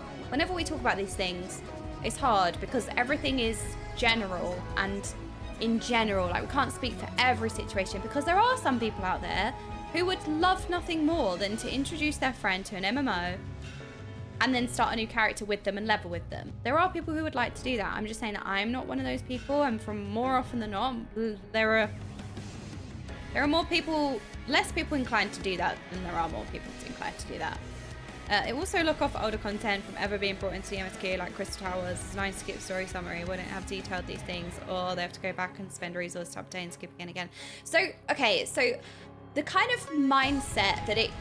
You're right, by the way, Edrum, and this is also nothing to do with what you're saying, but it just sparked something in my head. So there was a lot of people who said to me, like, why are you going to FanFest? You haven't finished the story. Why are you going to FanFest? like, oh, you can't enjoy FanFest in its entirety. So I feel this is a really good example. I hadn't finished the MSQ when I went to FanFest. Yes, there were some things that I had to shield myself from.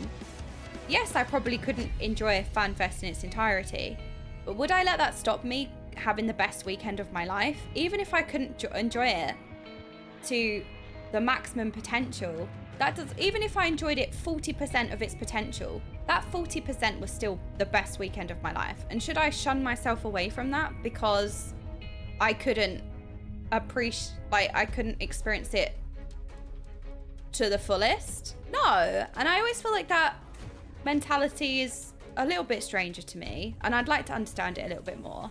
But I also think it's a little bit applicable here. Like, if you can still have a really great time and still thoroughly enjoy something, but you're not having the maximum experience, you shouldn't do it. It's like all or nothing. This all or nothing mentality. Like, because I wasn't finished MSQ, I wouldn't be able to experience FanFest in its fullest, so I shouldn't go. Like, that's just mind-boggling to me. Because, like I said, it was still the best weekend of my life, as cringy as that sounds. I would never take away that whole experience of that weekend just because I hadn't finished MSQ, so therefore I couldn't, like, understand everything. I just feel like it kind of reminded me of that. And that's not what you're saying, by the way, Adrian, but, like, people who maybe start at Dawntrail, maybe start at that level skip, if they love the game, they fall in love with the game, and they really enjoy it, are you going to take that experience away from them just because they didn't play everything? And if they want to go back and do it, sure, would always recommend, but there is an element of that. I don't know what you guys think about that. There's definitely an element of this. You don't have to necessarily experience everything in maximum enjoyment. Sorry, I needed to refresh. My chat broke if I missed all messages.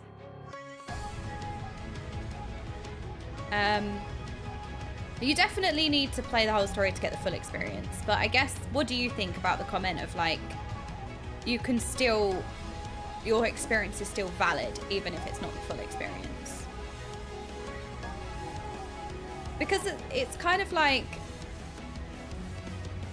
when you experience pain, like, you could experience the most pain that you've ever experienced. It could be, like I said, your experience, it could be the most pain you've ever experienced. But just because somebody else has felt more pain doesn't invalidate that the fact that that is the most pain that you've ever felt. Just because somebody's experience causes more pain doesn't mean that the pain you're experiencing is less. Maybe that's also a bad example, but I feel like it's a good example because it still doesn't take away your experience.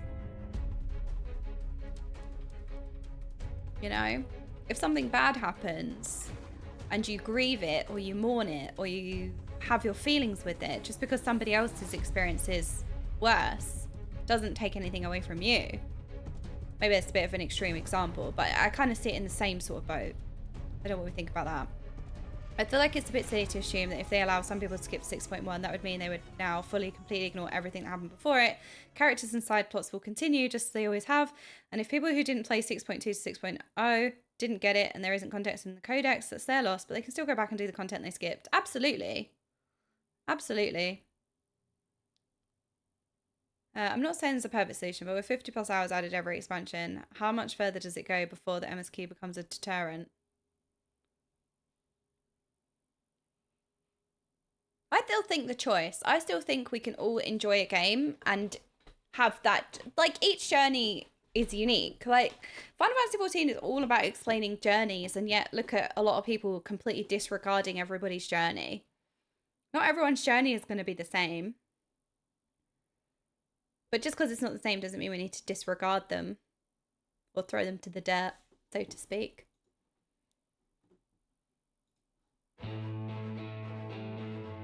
Whoa, kid. But it's interesting to think about anyway. Food for thought.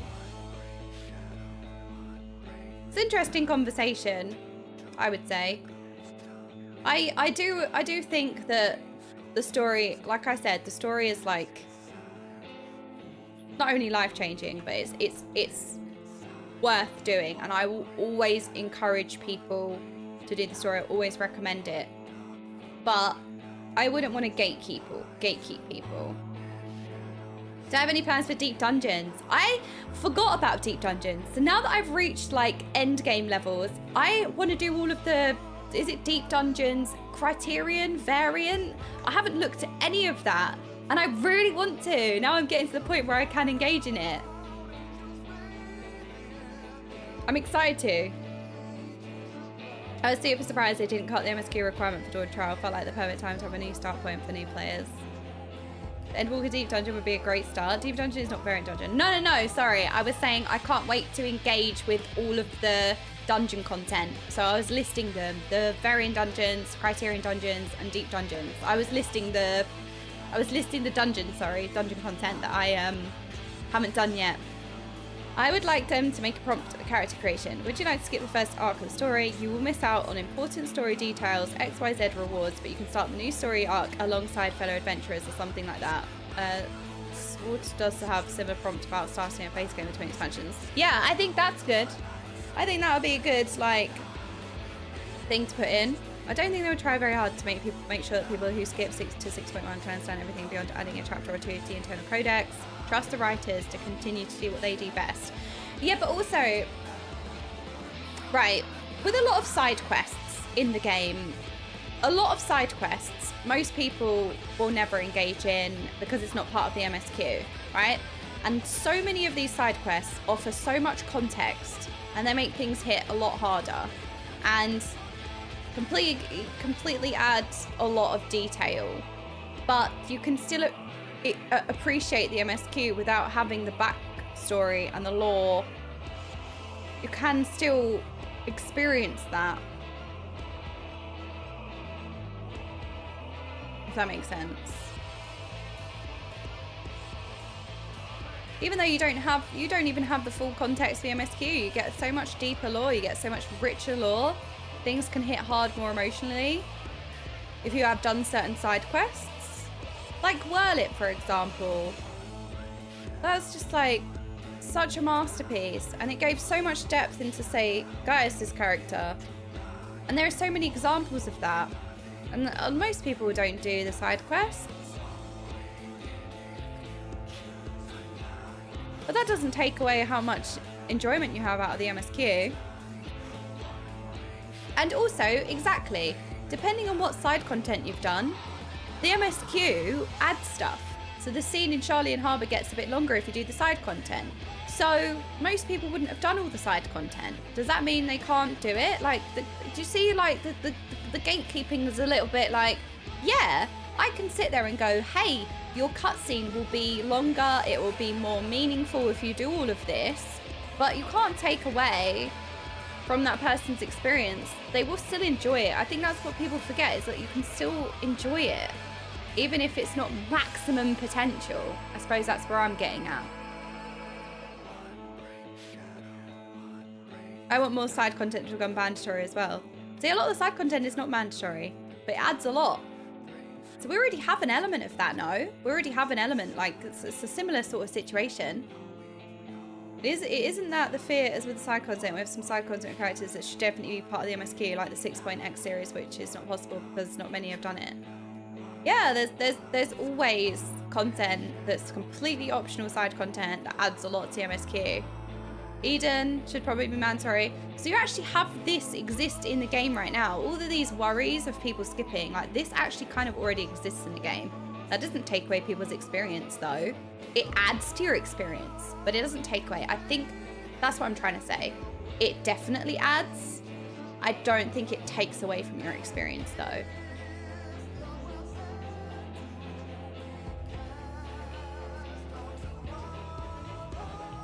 Da-na-na. People who skip already missed out on a great story, earning twice the amount of spam, etc. I'm not going to gatekeep them on top of all of that. Yeah, like, for me, I mean, I guess I'm trying to think of, like, in WoW, I literally only raid and Mythic Plus. Like, I don't mount farm. I didn't play the earlier expansions. I missed out on Classic. I missed out on Vanilla. But, like, that didn't stop me. I started at Legion. BFA was my favorite expansion. I have a very cursed MMO view because of my timeline.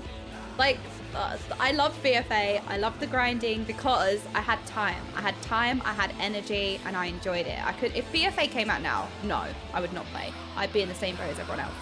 But like, I fell in love with World of Warcraft just the same, even though I missed out on the Lich King, which is a beloved character. Wrath of the Lich King was a really beloved expansion. People fell in love with vanilla, right? But I still love World of Warcraft. I think we can all love things in our own way and different ways. Excuse me. Excuse me. Excuse me, sorry. And like, even with Shadowlands, some things might hit harder. Like, for example, there was a cinematic where Sylvanas... Thank you, you're all adorable. I do think that people should definitely understand like a different point of view. I fully agree. I absolutely agree that you should do the story. It's amazing. It's incredible. It's worth it. It's just absolutely phenomenal. And it will completely add to your experience. But even having said that, I do appreciate like, if people just wanted to raid in 14 or people just wanted to jump in and play with friends, like, and then go back and do the story. Like, look at all these like hardcore raiders, like all these people that do world first ultimates and stuff like that. Like, they boost their characters just to participate in stuff like that, and they absolutely love Final Fantasy 14 and they enjoy it for what they want to do, and they might go back and do the story. They might go back and engage in things that they weren't initially interested in, if that makes sense. Wait, what am I doing here? Real fixer-upper. Collect sheets of Cerbit plating from Pike Falls. We need stuff. Oh, no, not here. Jeeth loved it so much, he burned through MSQ in 13 days. Exactly. Would Jeeth have maybe or maybe not played Final Fantasy 14 if it wasn't for him jumping into the end game and then falling in love with the game and then doing the story? Would he have done the story off of his own back? Maybe, maybe not.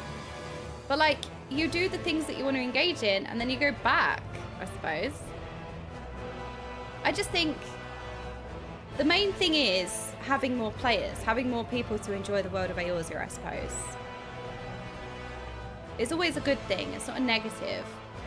Like, if I loved mount farming and I ran into somebody who didn't enjoy mount farming, I would not like want them to get out of my game. I wouldn't shun them. I just think we're all different people, different likes and dislikes. And even though mount farming can be really good, and I'd want to encourage people, for example, I don't mount farm, so this is not me, by the way. I just can't imagine that, I suppose. Would he have done the story if he got a story summary when boosting to 6.1? But are you getting a story summary? Is that what it is? Are you getting a story summary for Dawntrail? Or are you kind of like joining the Codex as kind of a summary? Who knows? Oh, okay. I was going to say, is this speculation or...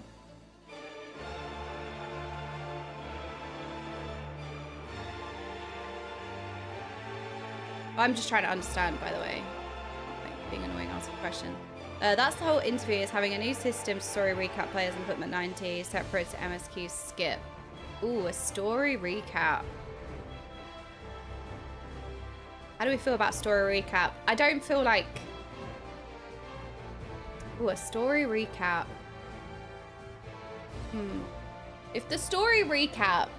I don't know how I feel about a story recap. I don't like the sound of a story recap. I think you should play the story. We don't know if this is going to be a thing, but... For full... Yeah, other games, I suppose a recap's good, but like, you wouldn't want to take the amazing experience away from somebody. Like, you don't necessarily need to know the story to do endgame raiding, really, or enjoy the endgame MMO content, let's say. So, like, if you're interested in the story, you might as well play through it. The recap will have to be vague. Yeah, I mean, so if there's like a vague, if you start at Dawntrail and then you're like, hey, you're in this world, if it's very vague and like kind of summarizes, then I don't know. Kind of like, if it's part of the onboarding process, it might be all right. Depends. Like, we don't know. I just kind of assumed that it's a skip to 6.1 so that people can like join in. Because like I said, there's nothing more daunting about being like, no, you need to do hundreds of hours of stuff by yourself most of the time before you can like get stuck in with everyone else.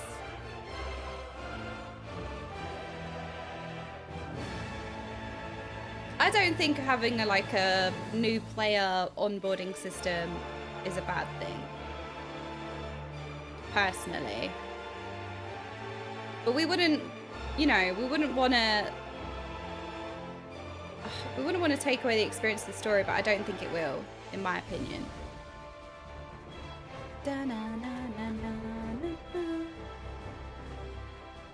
Yeah, look, we get to do 2 dailies today. We'll do 2 dailies here.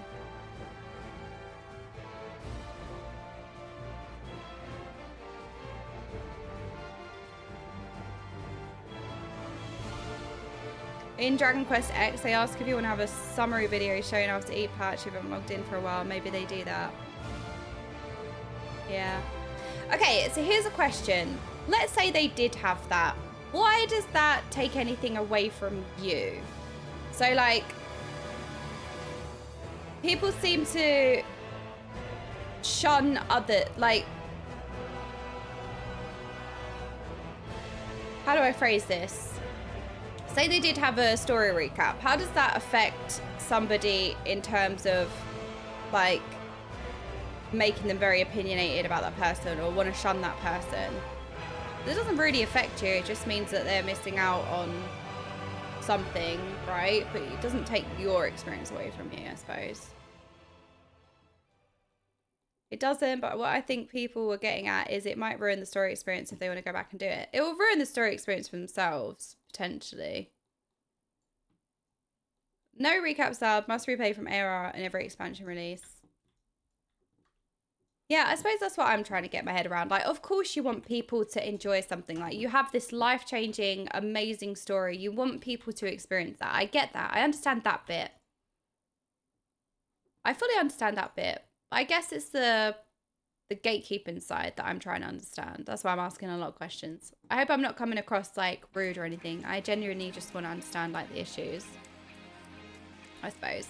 It'll bring a large amount of new players with no experience in design content against where obvious drama's always going to happen there. So personally, right, this might be a controversial take. I don't see leveling as anything, right? So how do I phrase this? With WoW, so it might be different with Final Fantasy 14. I would watch a guide when I reach endgame. Playing 1 to whatever number is not going to teach you anything. When you get to endgame, watch a guide. Mathematically, there is going to be one way, usually, to play. Watch the guide. Like, me playing doesn't really teach you anything. So, whether they've done the story, you have to bear in mind that it's the story. So that doesn't impact your interactions with them, because your interactions with them will be in a dungeon and that's gameplay. So, like, there might be people who've gone through the story who suck. I suck. I've gone through the story and I suck. That didn't make me better, I guess. I just don't see the story and leveling as the same content as, like, say, Savage Raiding or Dungeons or anything like that. I think it's different gameplay. You're looking out from an MMO player playing another MMO, though. It's better to look at these people who could have never played a tab target-based MMO game before. Okay, so somebody... Oh, okay, that's... Ah, good. Edrum. That's interesting.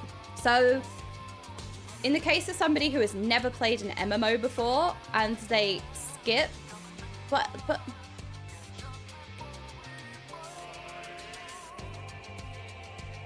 What's the worst they could do?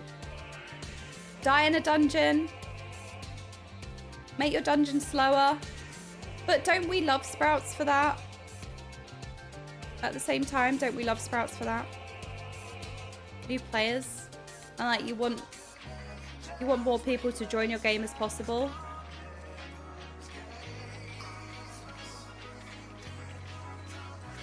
Okay, what content are they really gonna mess up for you?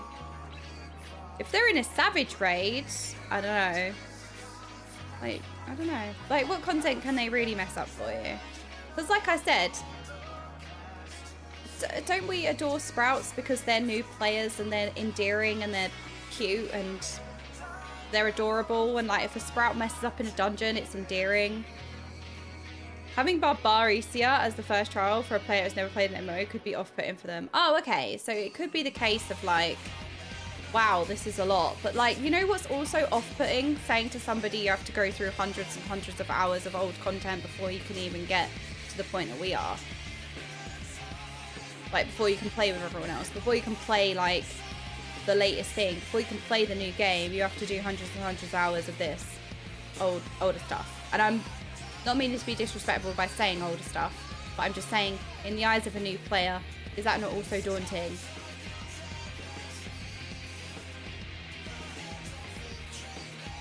Going to be hard to get new players if you first make them do 10 years of previous content. Yeah, I guess that's what I'm getting at. I guess that's what I'm getting at as well. You want them to develop a Steffi's King. Hang on a minute, I'm not reading that.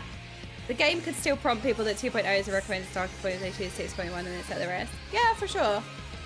I think veterans are afraid that new people will talk crap of the story when they have no emotional connection to it. Yes, okay, so that was exactly what I was trying to say. I was trying to say, like, the only time I would ever understand is if people gave an opinion without doing it properly. Absolutely. I think that would be absolutely 100% an issue. If people had like a strong opinion or a bad mouth in the story when they hadn't, like, you didn't have that 10-year journey, not 10 year, but you didn't have the 10 years worth of content of these characters and the journey and the backstory. You didn't grow with them. So you are not in a position to say that the story doesn't hit you as hard because you haven't done all of that. So yeah, I can understand in that situation, absolutely. People being like, you know, like I said, opinionated about it without having done it properly. So yeah, I can understand the worry there, for sure.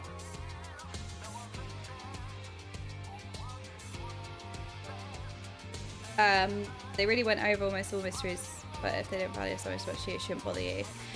Yes. So I agree. If they don't value something as much as you, it shouldn't bother you because people enjoy different things. Like, for example, I know I use this example a lot. Or actually fishing, right? Fishing just doesn't really necessarily appeal to me much in any game. That might be a bad example, but I also don't farm mounts. I always use the mount farming example, right? And that shouldn't bother somebody who loves mount farming. They might say to me, hey, give it a try, because like I get a lot of enjoyment out of it and I'd want you to experience that enjoyment. It's actually really fun. Like, I love it when people talk about their passions. I love it when people talk about their likes. If I was dismissive and I was like, mount farming so boring, like if I was rude, yeah, I can understand the issue. Like, that's just me being rude. But if I don't enjoy it, that's also fine. It's fine. If I was rude about it, that's different. But if I don't enjoy it, that's also fine. It doesn't affect that person. And they can talk about it, they can enjoy it. That's not going to affect me. Well, it's not that I don't hate fishing. Fishing just doesn't appeal to me in any game for some reason. But that's why I need to give it more of a go in Final Fantasy XIV. Fishing is the best content in the game. I know. So many people love it. I don't know. I'm not saying Final Fantasy XIV specifically. I'm just saying in any game, like, I don't gravitate naturally to fishing. So like when I played Palia had all of these different skills, right? My fishing did not move. My hunting was ridiculously high.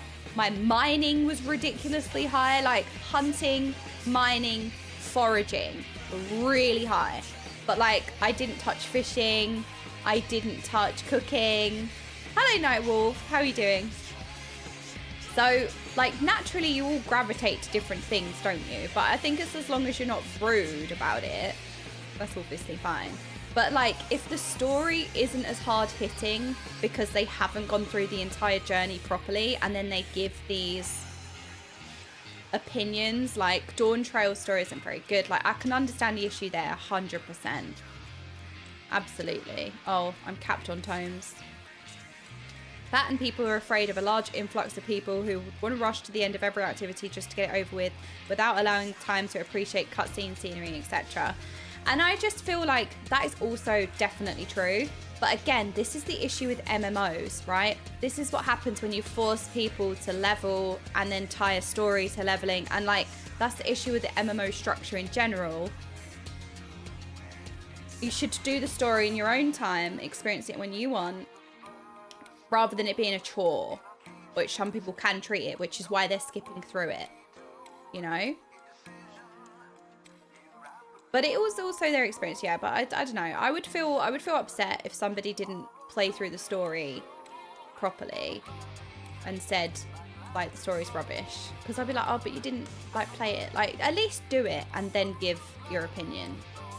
Because like that person could go, I didn't enjoy the story, but I also didn't play the story properly. I think if somebody's self-aware of like, I didn't really enjoy Dawntrail, but I also didn't play all of the other expansions, so I had a different view. As long as somebody's self-aware, but like, people can make anything toxic, don't they? If the game story doesn't interest you when you first start, you're going to want to skip. First impressions are important. Yes, well, that's also the issue with Final Fantasy XIV, isn't it? Because I feel like with Final Fantasy XIV, a lot of the story is kind of backloaded, if that makes sense. So like, it's the initial story that's the slower. It doesn't mean that it's bad, it's just the weaker parts of the story are the start, which is the IRR issues. If the game story doesn't interest players, they currently they can just quit. It's still part of free trial, so I mean that it's something that this 6.1 skip wouldn't be. Yeah. For a game which motto is respect your time, some people just love to dictate other people's time. So is the discussion that we're having, because I'm sort of catching up while also reading a lot of different takes of different opinions. So is the discussion around the 6.1 skip being a good or a bad thing? Is that basically the debate here? Just so I'm centering myself, because I feel like I'm looping and I'm also fixating, and I'm like, I've lost my way. So just to center ourselves, just to ground ourselves again, to a reminder of what we're talking about. The debate is, it's very, well, yes, but is it centered around there will be a 6.1 skip available in Dawntrail for people to start at the new, let's say season 2. There's a season skip, so you can skip season 1 and get into start season 2 with everybody else, let's say. We don't know yet. Oh, we don't know if there's a 6.1 skip. Wait, we're having this whole, is that not confirmed? Why have we had this whole conversation?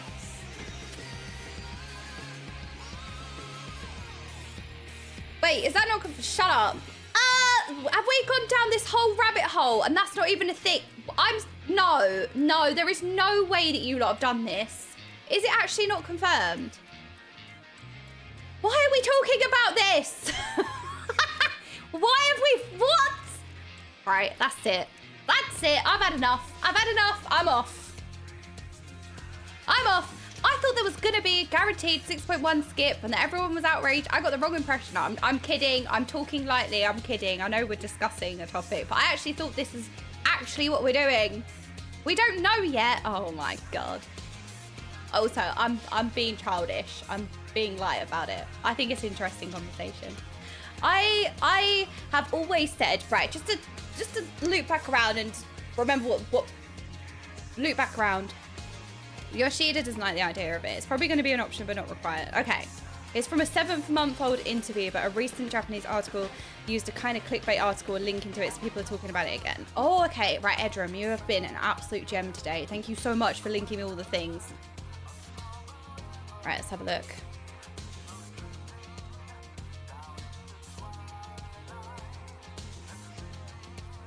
Okay. So this is the article. We'll have a look at it in a second.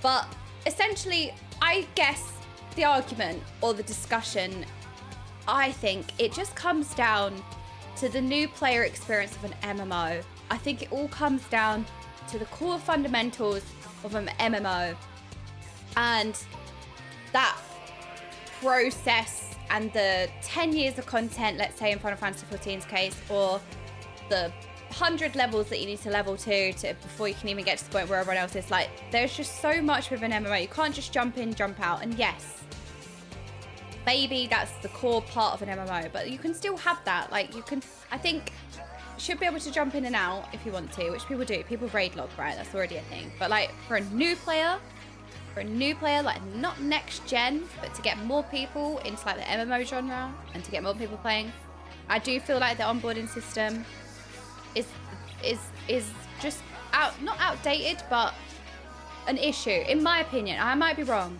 Okay, it's just an opinion.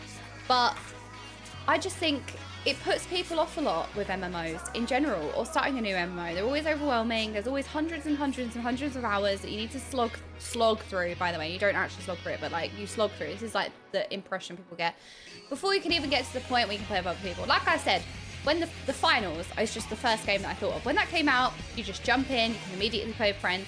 If somebody said to me, hey, do you want to play the finals? I'll download the game, I jump in, I play with them. I'll be absolutely garbage because I'm new, right?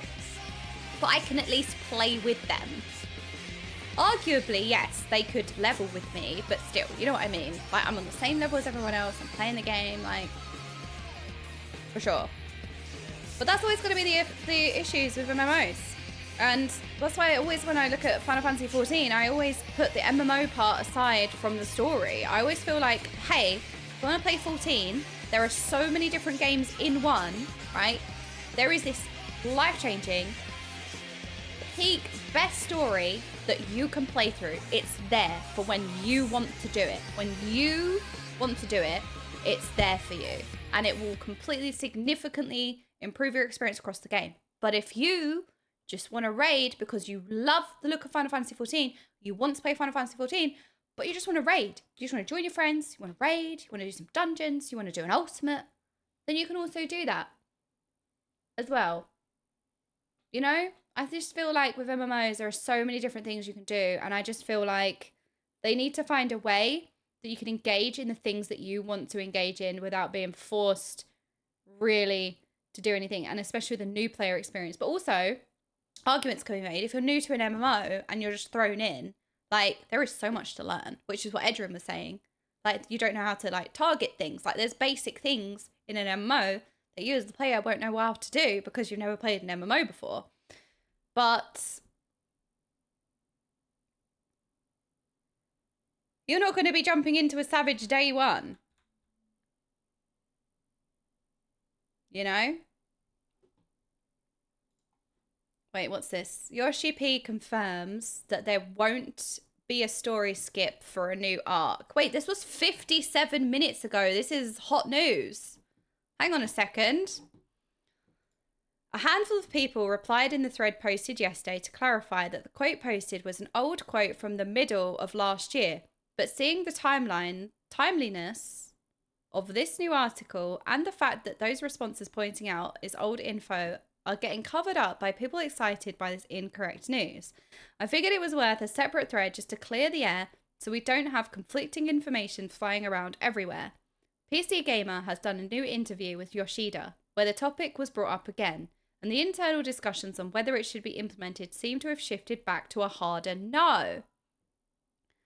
The possibility of a skip to allow people to join the story during the post-Endwalker patches was discussed last year. So in a recent interview I did with Yoshida, I thought I'd bring the question up again. Sadly, nothing is in the works anytime soon. For the story, we are not currently planning any kind of new skip feature, Yoshida said. This is something I'm constantly torn about, and we have already finished implementing a feature that allows players to learn about the story, setting, and characters even when they skip the story. Omitting a paragraph where the writer just explains the unending codex here. Despite offering in-game access to lore and a cash shop skip, Yoshida appears to be hesitant to make the process of ignoring 10 years of story easily accessible. I'm concerned that if the globally acclaimed storyline can be skipped through a function, the value of the Final Fantasy XIV game itself will be diminished, he said. So far, 14 has been able to continue to grow while keeping the story as the main focus. While the answer does seem to largely write off the possibility of a free in-game shop, Yoshida's answer didn't end there. As such, please let me think about it some more, he said. Of course, I do understand where you're coming from about the increasingly daunting length of the story, so no need to worry about that. You can see the full article here, but this is more up-to-date stance from the deputy and whether they implement a true skip in the game or not. So, for the longest time, I didn't watch Game of Thrones because there were so many episodes and there were so many seasons. And there are a lot of seasons and series that people absolutely love, but get put off with how much there are. I'm sure some people can relate to that. Like, you know a story or you know a series is amazing, you know it's well loved, but it's daunting how much there is. And that always put me off for the longest time with Game of Thrones. There was just so much. It was overwhelming. I couldn't start because, you know, the new season came out, but like everyone loves it, but I have to watch through so much before I can get to the point where I can join in with this new thing with everyone else. But obviously, you know, you can't just watch it that season because it's not going to make sense. It's not going to hit as hard, right? Which arguably can be said with the story skip. But I know full well that if I watch that season, say with everyone else, I'm not really going to understand what's going on. It's not going to hit as hard. So therefore, I'm not in a place to really talk about Game of Thrones. But when I did finally watch Game of Thrones, I loved it. Obviously, it's amazing. Until a certain point. But even though it had this really, really, really long story, it's off, like it can be off-putting or daunting to people, but you don't skip, you still watch it and people still enjoy it. People still get into Game of Thrones and they watch the whole thing and they laugh, they love it. So I feel like this is probably a good example. However, the thing with the story, right, is the story is in an MMO, and naturally with an MMO, there are so many different gameplay aspects. There are so many different things to do. You could play an MMO and love mount farming. You could love fishing. You could love savage raiding. You could just be an ultimate raider. Like, there are so many different avenues of content that resonate differently with everyone. There are so many things that so many different people love to do. Some people just love leveling. Some people will just fish endlessly, like I said. Some people might just be a housing main. There's so many different pieces of content. It's so many different games within a game. But the problem is that to engage in all of the different gameplay or different things, you kind of have to do the catch up first. And that, yes, it's slightly different in Final Fantasy XIV because you do have the Golden Saucer unlocked at level 15. You do have like content unlocked earlier on and you have access to that. So it's slightly different. But like if I would have judged World of Warcraft, for example, on leveling, I would have never have played it. I skipped, got to endgame and only raided and I never looked back. I absolutely fell in love with MMOs, World of Warcraft because of mythic raiding. And that was it. I hated leveling. I absolutely hated it. Did not enjoy it whatsoever. I ended up skipping and I ended up becoming a dedicated long-term player because I engaged in the content that I wanted to do. And you know what? Because I learn about these different characters, I get interested of like, well, what was the story? What's that character's origin? And that's WoW, right? But there isn't much of that. But it encourages you to engage in other things once you get drawn into what you want to do. It's just an issue with, you know, MMOs in general. And because you have this 10 years worth of content and because you have this whole story, you have this whole like lengthy, not Game of Thrones, I'm sorry to just put it back to Game of Thrones, but like you have this whole story that you need to enjoy in its entirety before you can say, engage in that, engage in this and do this and play that and raid with your friends and do this. That's kind of the issue. And yeah, that's that. I guess that's always the daunting thing, isn't it?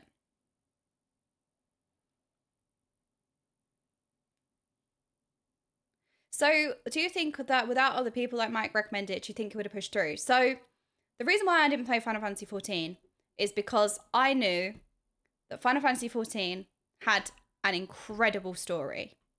And I'd never played a game for story before. I'd never played a game for fun because I only played games competitively. I was a competitive player. I was just a Mythic Plus player and a Mythic Raider. That was it. And the reason why I didn't play Final Fantasy XIV is because I knew it had this amazing story. Yes, it had good, amazing endgame too. I didn't know about Ultimates at the time, but I knew that the raids were good because people love the raids. But it was the story that put me off and prevented me from even looking at it as an MMO. Even though I love raiding, I wouldn't have started Final Fantasy XIV just to do the raiding because I knew that I had to go through this whole like story and everything. And that's why I didn't play it. And the only reason why I started playing it was because I was in a really like dark place. I decided to take I was so miserable. I had time. And I was like, you know what? Why don't I just try something new? Why don't I just try the story? Yes, I haven't really resonated with stories before, but like, I'm going to be open-minded. Like, maybe I'll enjoy it. That's why I started it. It wasn't necessarily because people pushed me. It was more like I knew there was this whole long story, like big story, and I wouldn't maybe enjoy it. That's what prevented me from playing it. And then in the end, I was like, you know what? I've got the time. I'm going to play it. I'm going to try it. I'm going to try it. I'm going to go through the story. I'm going to play it. And then end up being the best thing I ever did. But it's because I chose to do the story. If that makes sense. I didn't necessarily look at Final Fantasy XIV as an MMO. I looked at it as having the story. Story being the big emphasis. I did resist because of the giant cactus mounts, to be fair, when I casted the first day of Echo's blind top progression. It was the giant cactus mounts that sold me, but... and then Jeeth only went through the MSQ because the raiding got him interested. So I just feel like you should, in an MMO setting, in a game that offers multiple games within a game, you should reel people in, let people engage in the content that they want to get engaged with, let them try. That then encourages you to try other things rather than it feeling a chore, rather than it feeling like a big, overwhelming thing that prevents people from playing in the first place. You can then enjoy other things. Like, I then got into transmog after only raiding, after only mythic raiding and only doing mythic plus. I didn't even get into transmog. My character was a mess. Never did transmog. And then I had a bit of time. The tier ended. We was waiting for the next expansion. And I was like, maybe I should look at transmog. And then in my own time, I then became addicted to transmog. I used to go round and go, oh, where's that from? I'm going to go to that dungeon. I'm going to try and get that piece. I love that. I'm going to build this. It opened this whole area of content. It opened up a whole world of content that I then explored.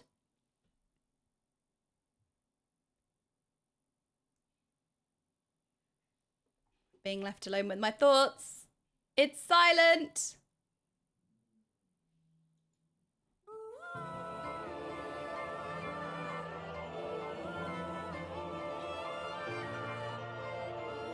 Yeah, well, we've been thoroughly derailed.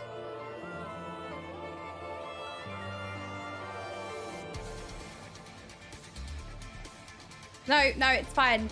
There's no more voices. We're not left alone with our thoughts.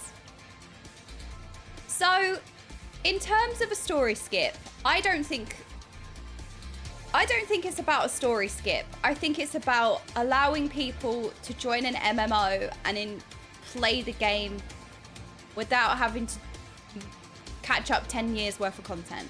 That's the issue. And unfortunately, that happens to be the story because the story is tied to leveling and the story, like, that's all tied in together. And it just wouldn't work. That's the core fundamentals of an MMO, isn't it? You couldn't really separate the leveling. Couldn't really separate the leveling from the story. Because you can get XP.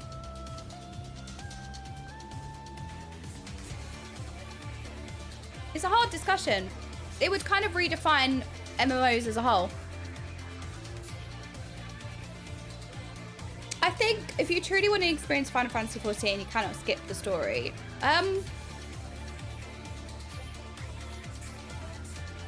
The story is everything. It is. But I still think that you can thoroughly enjoy the game. Ooh, thank you. What? I do, but I have that one. I'm being told to hydrate. I haven't drunk any water. That's why Jesse Cox says it's an RPG first and MMO second. So I went into Final Fantasy XIV with that mentality. And that's why I didn't play for ages. Because I didn't even think about it as an MMO. I thought about it as having this phenomenal big story that I wasn't ready for. That's what stopped me from playing. And then people were saying, you really need to play 14, you really need to play. And I was like, fine, you know what? I've got time. I'm in a really bad place like with WoW. I'm in a bad place in general. I'm going to try something new. And then it ended up being the best thing ever, obviously. We've heard this story 1,000 times at this point. But I do think you can still enjoy something even if it's not to its maximum potential, right? I still think there are so many people who play 14 who may or may not engage with various things but still thoroughly enjoy the game. And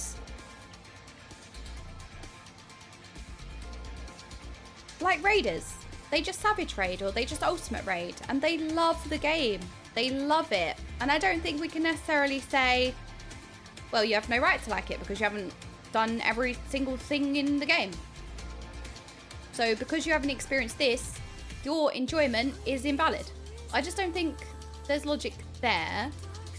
But I would still recommend playing the story, of course, to anyone. Like every time I talk to Roger, I'm like, when are you doing the story? We'd love Roger to go through the MSQ. He loves Final Fantasy XIV. You all know this. Absolutely loves it. They all do. They all fell in love with the game. But they haven't done the story. But that doesn't take away their experiences, for example. It doesn't take away their enjoyment. Doesn't take away their love for the game. Just because they haven't done something. Yeah, sure, they might fall in love with the game more. Absolutely.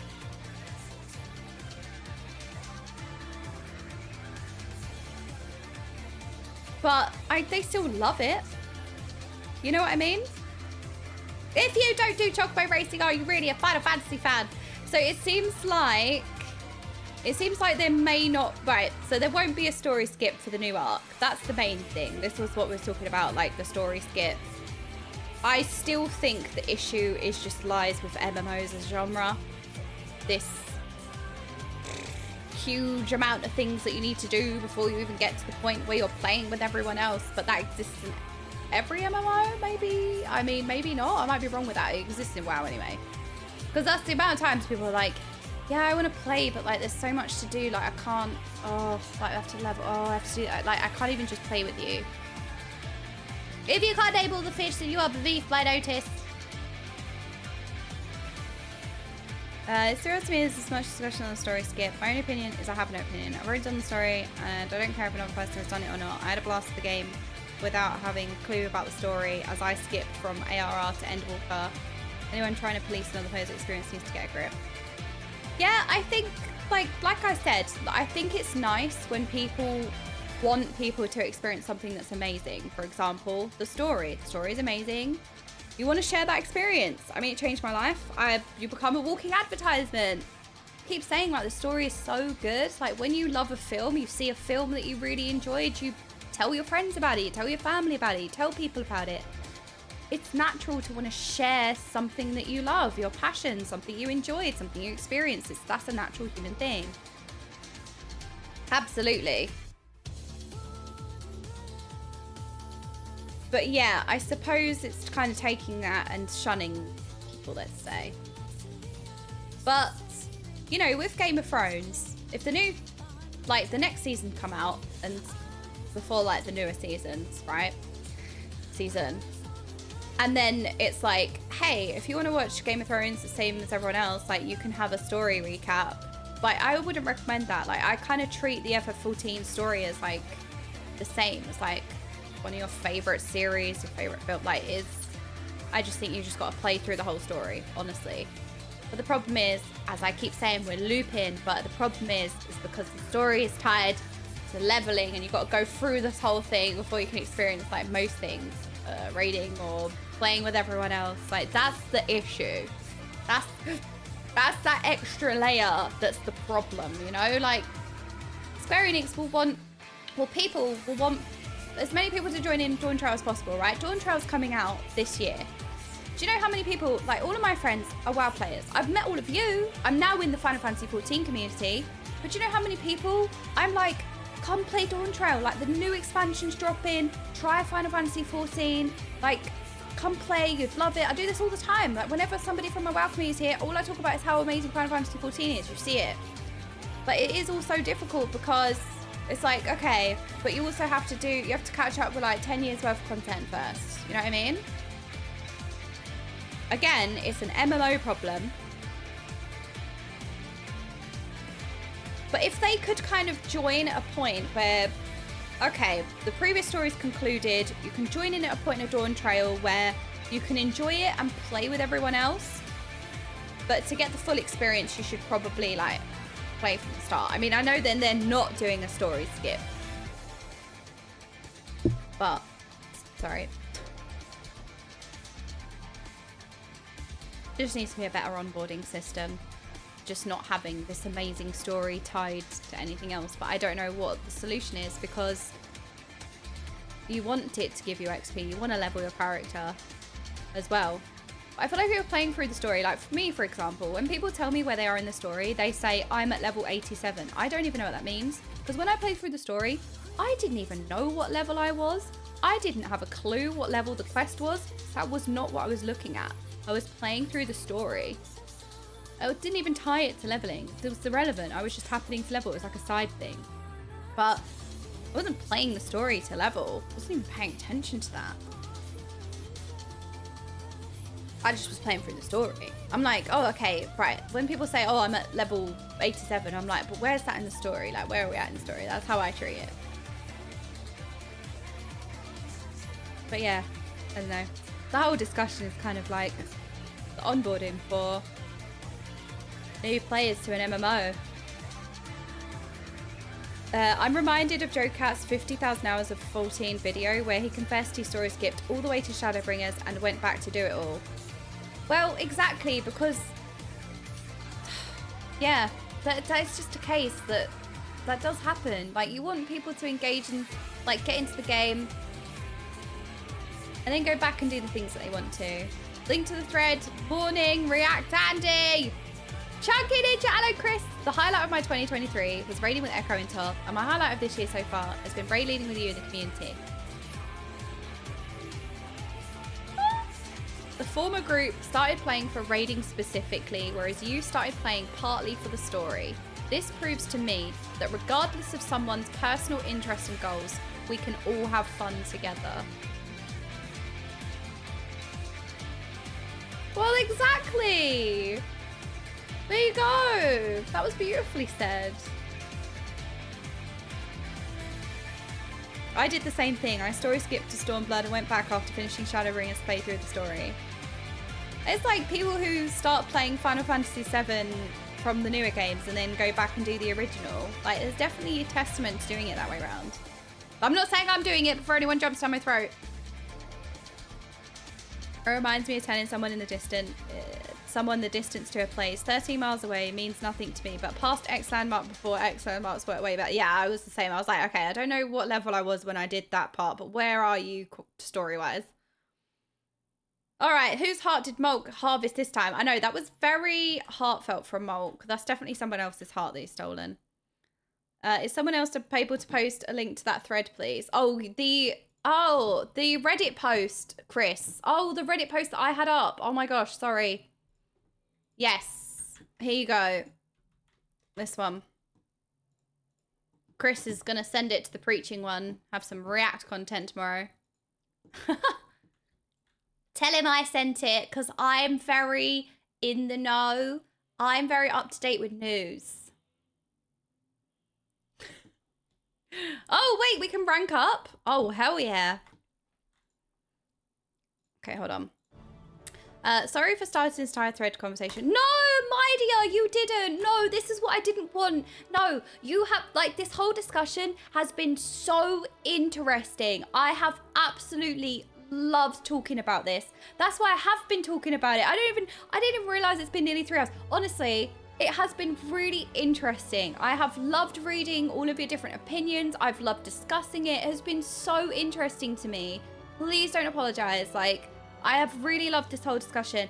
I'm sorry if it ever comes across like negative, like a negative topic, but that's not how I take it whatsoever. I've actually really loved talking about it. It's been really interesting, for sure. I also don't see you as starting it, by the way. I don't pinpoint anyone as like, you caused this. Not at all. Like, we've all contributed, so it's everyone's fault. No. No, I'm definitely not pinpointing you, by the way. None of this really represents my original point, so I haven't felt like adding anything. No, it's fine. But my dear, I just found your opinion interesting to me because I wouldn't necessarily share your same opinion, or I wouldn't see things like that. So that's why I was asking about it. So I hope you don't feel targeted. I know sometimes it's really hard because I'm the streamer and there's a lot of depth to things I say, or there's a lot of depth to things that I bring attention to, and I need to be mindful of that because I'm thinking like in real life, when you're just chatting with people, you just have a conversation and you like pick up on people's points. Like, I treat it like that, but I know that it's slightly different when you're streaming, and I know that like when you're a viewer and like the streamer's talking about a point, I know that it feel like I've now experienced that, so I understand. So I hope that like it doesn't come across like you're being crucified or anything. And also, it's hard to articulate your point in text form anyway, in short messages. So like it's hard to have like a discussion. And also for me, right, I don't know what my point is until I have until I talk about it, and then I come to the point. Like, I don't necessarily like sit and think and go in my head and have everything robotic, like planned out, chat GPT activate in my head. I love having discussions and I love coming to my point through talking. I've always been like that. So like, I don't understand. Like, it's so difficult sometimes to know like necessarily what you're trying to say. I don't also necessarily sit and think. No, we don't do that here. Yes, but I hope that you don't feel like targeted, because that's not been the case at all. But I don't see anyone as the orchestrator of this. I've really enjoyed talking about it. No, I don't think before I speak. I don't know if anybody has noticed this. I don't know why you're surprised. Okay, I don't know why this surprises anyone, but I don't think before I speak. How have you not noticed? You're fine. It's your own prerogative. Everyone filters how they interact with others based on their values and preferences. I just don't share that specific one. Exactly. I think it's really nice that we can all have discussion. I've always said this. We have always, like, healthily expressed different opinions and had discussions. And that's something that I always really like, that we have, like, kind of tension points and maybe, like, a bit, touchy subjects, let's say. But I like the fact that we have discussions about it and we hear different perspectives, and like we kind of go down different routes of like, oh, why do you think that? And like we explore different avenues, and like everyone kind of shares different things, whether we agree or not. I think it's really cool. I like it. Where is True North? Right. Why is there a fake North? Your stream regularly feels like the melting pot of the community where we can actually discuss these topics in depth that goes beyond like 140 character tweets and Reddit comments. Yeah, I love discussion, but like I genuinely like really find things interesting. I really love picking people's brains, not in a mulk way, but I love understanding different perspectives and different opinions. I find it really interesting. So for example, my dear, when you said your comment, I wanted to check that it wasn't a troll comment, because I found your statement interesting and I wanted to explore it. But that's why I was like, right, you're not memeing, are you? Because I've done this many times where I find something really interesting and someone's just like, it's a copy pasta. And so that's why I was checking, like, is this a meme? Because it kind of felt like, wait, why? Oh, I have a bone to pick with you. Whose bone is it? Fake North is relative to where the boss is facing. Oh no, I don't feel targeted, as I don't really feel like I am gatekeeping. People can enjoy the game however they want, but if their enjoyment in the game is so different from mine, our interaction in the game will probably stay very surface level. So, my dear, I understand what you're saying. Basically, like, you and that person can't really bond because you can't share in your passion or interest in the story. But there are always other things that you might bond on, you know? Like, we don't always have everything in common with everyone. Like, for example, I have I was going to say, I have multiple best friends. What a weird flex that is. Well, it's all of you. You're my best friends, no. But like with my best friends, I am just as close to all of them. But I talk to each of my best friends about different things. Some of my friends I can talk to about certain problems, and I couldn't go to other friends about those problems because they may not understand or just the way they are. But like, I still feel just as close to them, but we kind of talk about different things. Or I'll bring something to someone. I'll talk about Has Been Hotel to one of those friends, but I wouldn't talk about it to another friend because they might not enjoy it. Like, that's just kind of life, I feel, you know? But like, for example, if someone, you know what? If anyone doesn't watch Has Been Hotel, doesn't like Has Been Hotel, just leave now. You know what? I am gatekeeping. I was watching the last P4S and P5. Mulk, I've had major toddler brain this past week. I don't know what's been wrong with me. It's just been this week. I was watching the last P4S and P5S VODs, and you're just, haha, he said the tip during all of my explanations.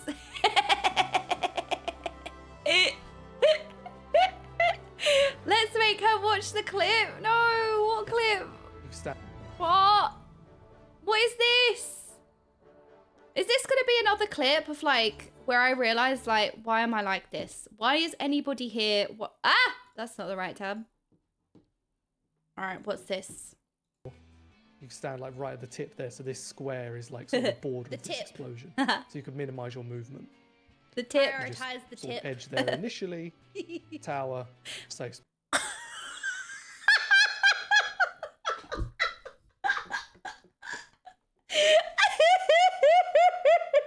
We just got tipception. What was the clip? Sorry, I got distracted. You stand like right at the tip there, so this square is like sort of bored with this explosion, so you can minimize your movement. Prioritize the tip. Edge there initially. Tower. Safe spot. Obviously. I was paying attention. I swear. I was paying attention. Quick, get the clip to the clip of the second of the clip of the clip. It's already on the highlights. There's so many brain cells at work. Exactly. Also, Edgeram, by the way, I was discussing a lot of this subject with you. You was providing very valuable insights. I hope, because I know that I was reading out a lot of your comments. I hope you don't feel like I'm targeting you or anything as well. Or like anyone, because I know that I'm not in person and we're not having this discussion. I just want everyone to be comfy. I like discussing these things. Anyway. Like, you've never seen anything in your life until you've... What is this? Okaymage, Keck you. I see the preaching one.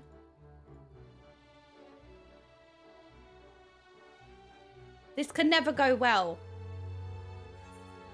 This can never go well. I see the preaching one on screen. Hold on. What is this?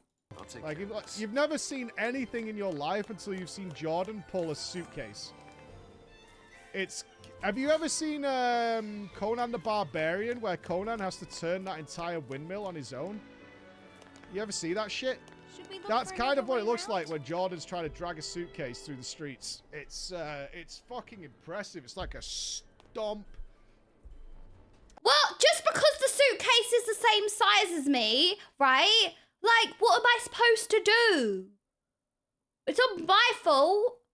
I've got a lot of stuff, okay? And you kind of think, oh, should I offer to help? But maybe that's misogynistic, so I'll just watch her struggle instead.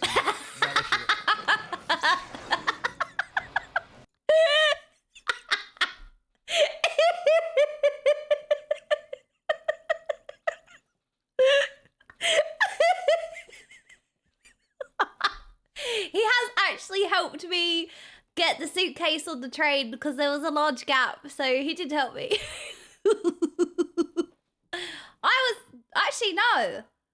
No. I did that myself, actually. I'm lying. I think it was Krista. Like, I pulled the suitcase that was the same, like, size as me. I pulled it onto the plane. It weighed, like, a ton of bricks. And then I think he watched me struggle. So then when it came to, like, Krista was directly behind me. It wasn't just because, like, we're women or anything. It was just because Krista was, like, the next person behind me. I think he was like, maybe I should help.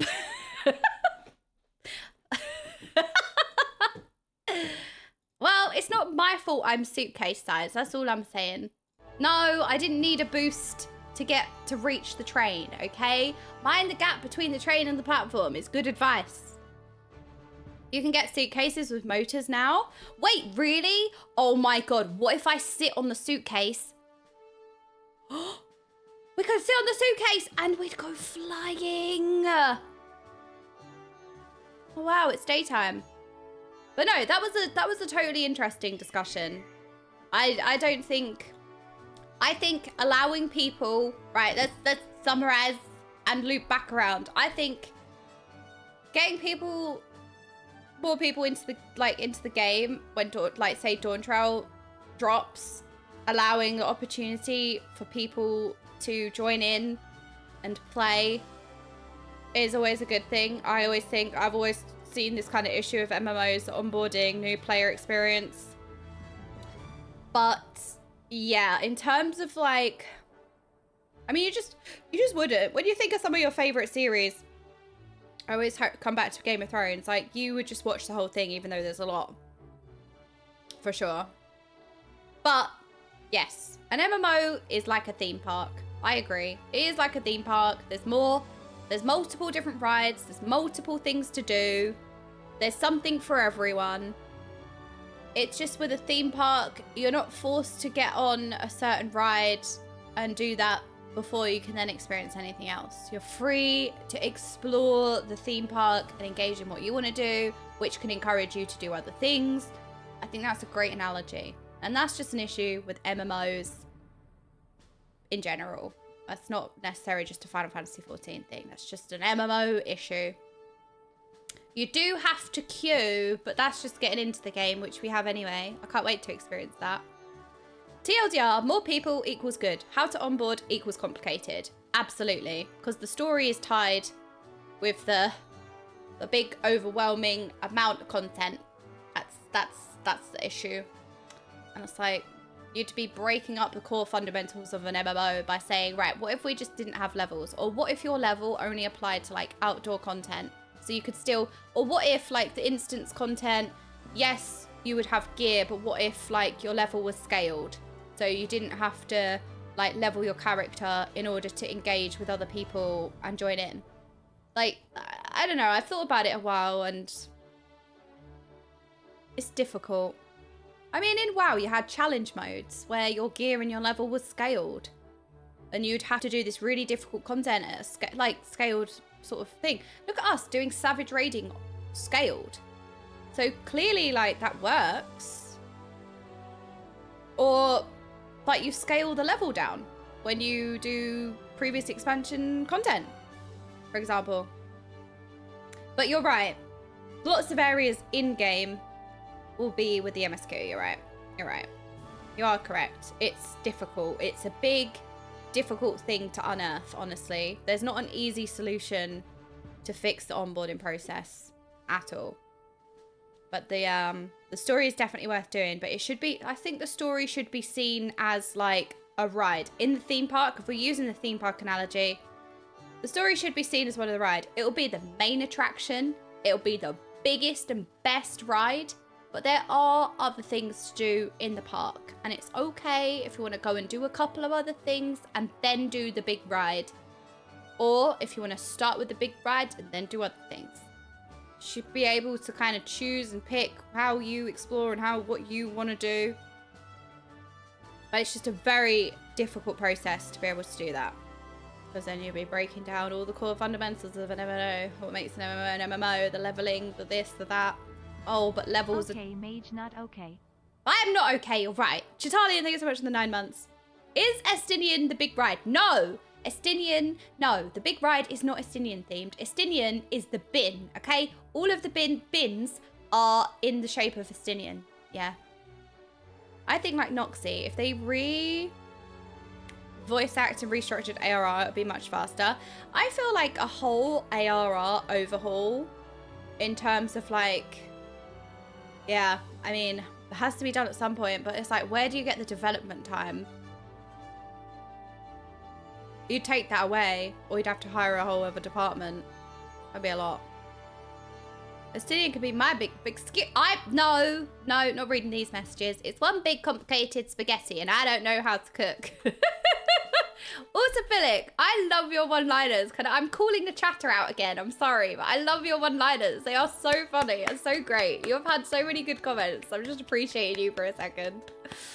MSQ is really just one big long achievement quest and players love those. Yeah, the story, I will always recommend the story to people, but you've heard me when I've tried to encourage people to play Final Fantasy 14. I always say take it in different, because so many people want to play 14 but they just want to get into the end game, or they just want to raid and then they want to do the story. Like, again, you're kind of forcing people to do something like, and so they just don't play, which was the case for me.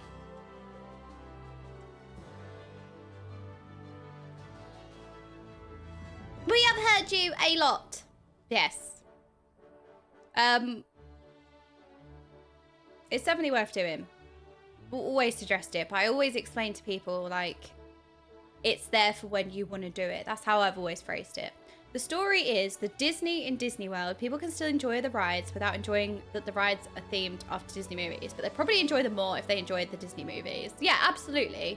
You know, like even in Disneyland, they have like a Peter Pan ride and it kind of went through the whole movie as the ride. And if you hadn't seen the movie, you would still enjoy the ride because the ride was a spectacle and it was amazing. You still enjoy it, but like, it's extra cool because you're like, hey, that's that bit from the movie and that's that part, and like you can, yeah, like it adds another layer of dimension. I still think you can enjoy it. You just enjoy it.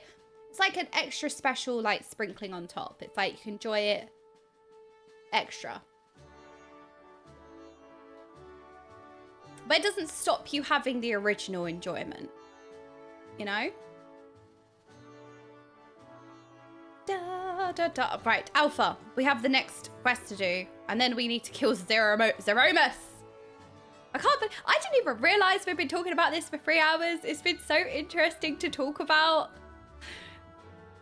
It's just like my Zoomer MMO takes of like the whole like onboarding process is awful in MMOs, but how do you fix it? I don't even know. No, we do need to kill Zeromus. It's still confusing some people. Do you mean... Oh.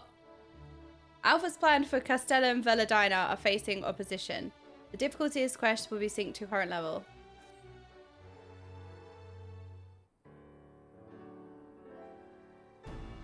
Oh, there you are. We've just received a report from Asana. I'll read it out. Oh, wait, that was not in a snack voice. At present, the broodmother's skin is smooth. Sorry. What? I'm sorry, what? Wait. What in the Rauga's name is this? Your skin is very smooth. Good news. That's what. While it's smooth, we still have time before she needs to molt.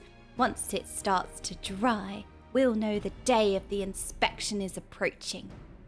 Well, I'll take your word for it, as much as I'd love to spend all day talking about your mother's skin. Isn't there something else we're going to discuss? Yes, there is. A problem's come up and I could use your advice. The castellum is under threat of demolition. Ah! Oh, sorry. Hold your chocobos. Nothing's been decided yet. Perhaps you should start from the beginning for Okay's sake. As you know, this was originally an Imperial supply depot. That great big tower in the middle was built as an airship dock, which we now use for surveying the surrounding area. You can see for arms up from there. The trouble is, some of the Resistance members think we should blow the whole thing up. It's a constant reminder of the days of Imperial rule, they say, but they're letting sentiment cloud their judgment. It's too important to lose. They're also forgetting that we don't have the time or resources to build a new bridge. And while we mull things over, there's no telling what those lunatics will do. Suffice it to say, we're in a bit of a bind. We can't let anyone tear it down. If the castellum is destroyed, it would mean the end of the gatekeepers. I'd have no choice but to return to Viranelia. Luckily, I have an idea. We, Vera, decorate our villages differently to the Quilianas, which makes them easy to tell apart. We should be able to do the same thing with this place. If we make something to symbolise that the Castellum is a part of Alamigo, we don't need to do anything drastic like rebuilding it from scratch.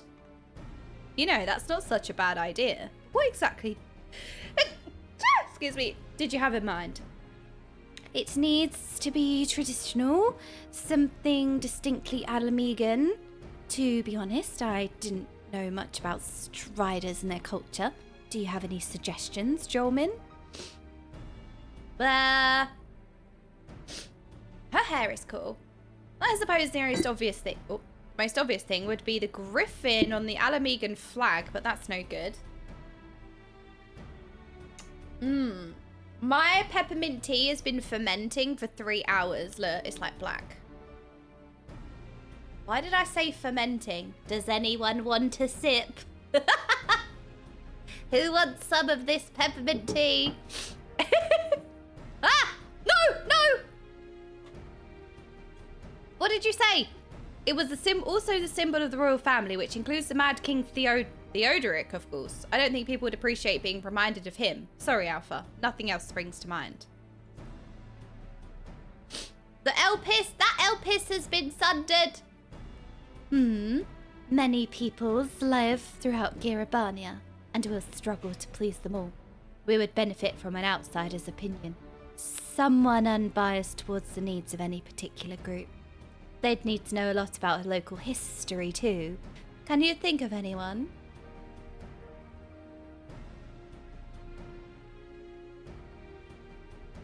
Sorry.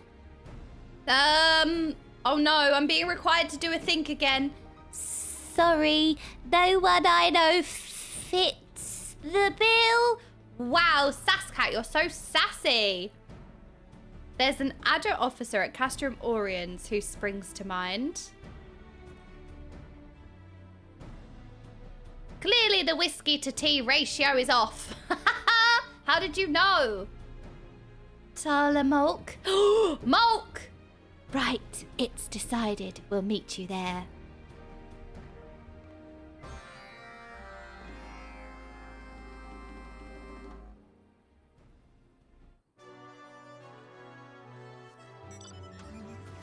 This way.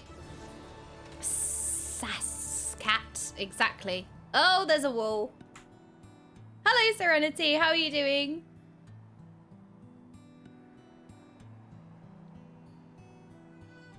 Resisting urge to talk about what we've been talking about. Yeah, but like, you know, if they had a better onboarding process, I think more people would play MMOs.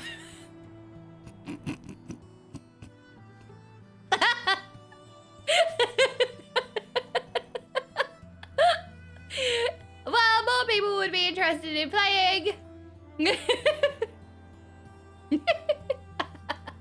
And the next generation. Wouldn't it be great if we had like the next gen alpha playing MMOs? Or Zoomers. I don't know. I don't know what I'm saying. Wait, where am I going? Wait, Deadly Boss Mulk. Where are you? Mulk! Hello. Please don't harvest my organs. La, la, la, la, la, la. The mighty Griffin's Bane has descended upon Castromorians once more. We really appreciate your help with that whole Black Rose debacle. We've only just finished cleaning up the mess left behind by the Quiliana. Did she just say Griffin's Bane? What does that mean? It means I'm the main character. A title, I'd wager. Maybe we ought to call her that too. The young'uns don't have the patience to play MMOs. They're all playing neon splat FPS games like Fortnite. Yeah. Yeah, maybe they need to make everything a bit more like... Ah! Then people would play it.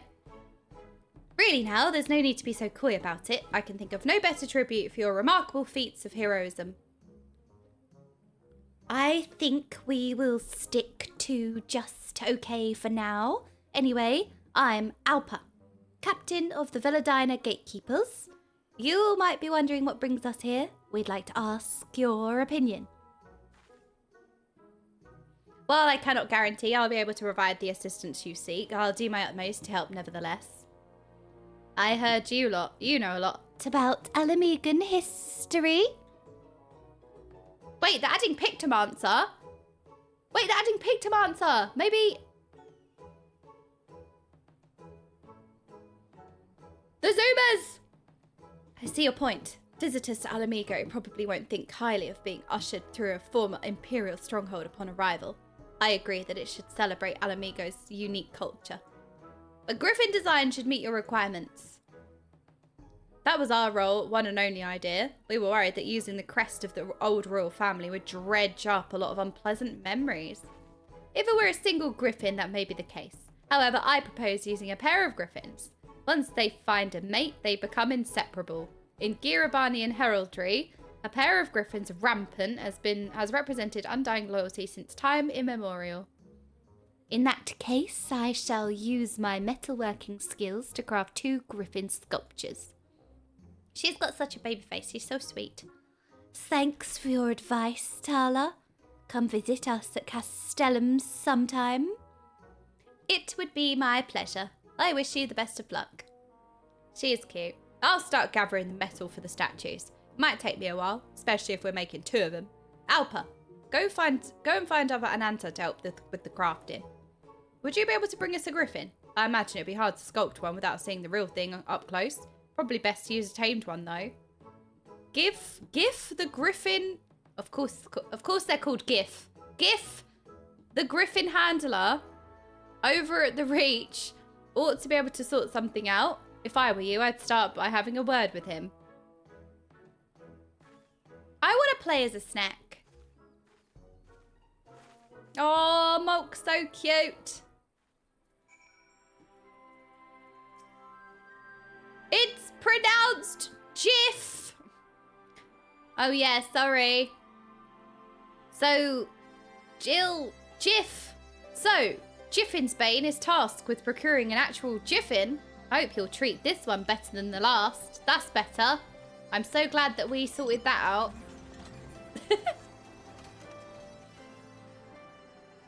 No, this is way better. Yeah, no, we fixed it. Oh, I flew and I didn't know where I was going. Geoff. Yeah, see? Vieira can't wear hats. Snex can't wear bottoms or shoes. See? It's only fair.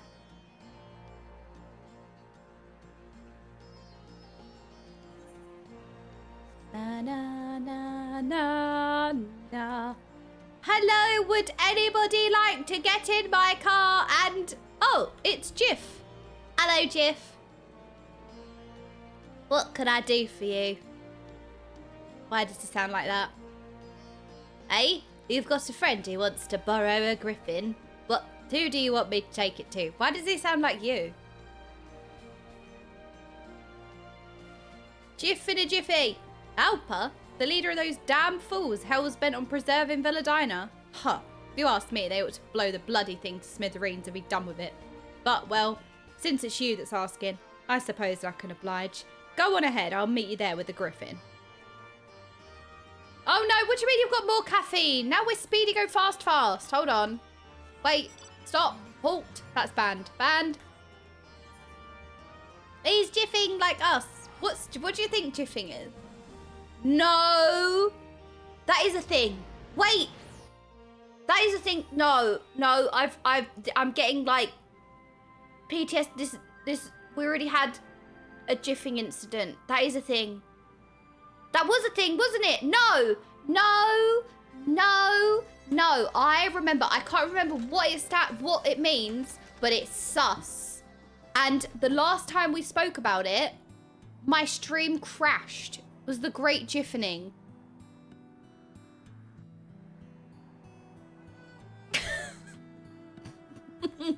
Yiff! That was it. It wasn't jiff, it was yiff. Because I had no idea it was a sussy meaning. I said, I love the word yiff. But how fun is the word yiff to say? It's so cute. Yiff. Like, it's a cute word. Why did you have to taint it?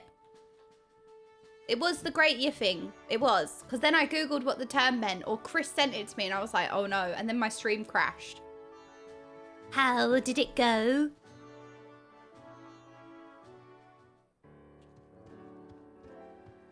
Both are not great? Wait, what does jiffing mean? No, don't tell me. I don't want to know. The great XFFing. That would be an incident. Sorry to keep you waiting. I got a bit delayed on the way over. Anyway, here's the griffin as requested. It's beautiful. The statues should turn out wonderfully if I fashion them in the image of this fine specimen. Statues? What are you talking about? Okay, didn't mention that. Haha, sorry.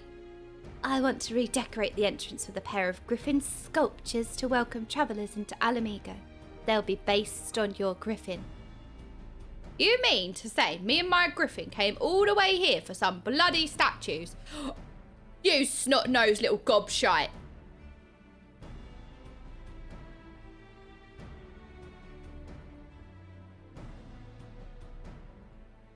Sod off back to Viranilia so we can smash this bridge down. Sod off, mate. Show some respect. She is our captain. We will not allow you to speak to her like that. Captain, eh? Don't see how anyone could take orders from her. She's just a child. Listen well, Strider. When I first volunteered for the Resistance, every unit I tried to join rejected me. For all my determination, I simply lack the strength needed for frontline warfare. I had no purpose, nowhere to go but back to my village.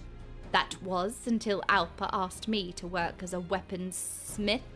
She showed me that I do not need to be a fighter to contribute. She may be young, but she has earned our loyalty.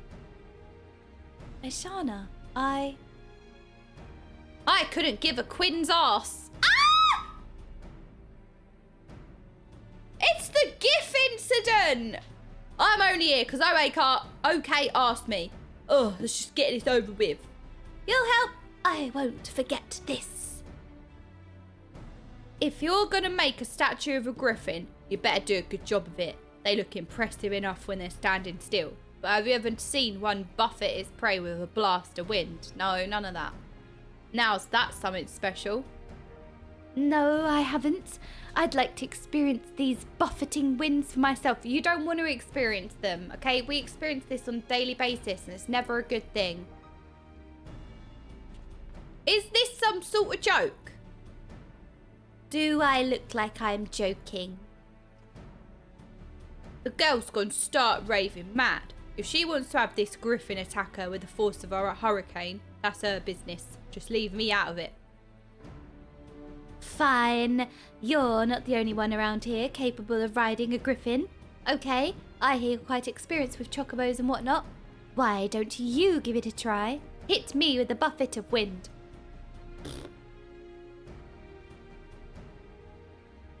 I did it. We should probably find somewhere else to do this. Our comrades might find being assaulted by bellowing winds a bit distracting, to put it mildly. I'll be waiting by the gates.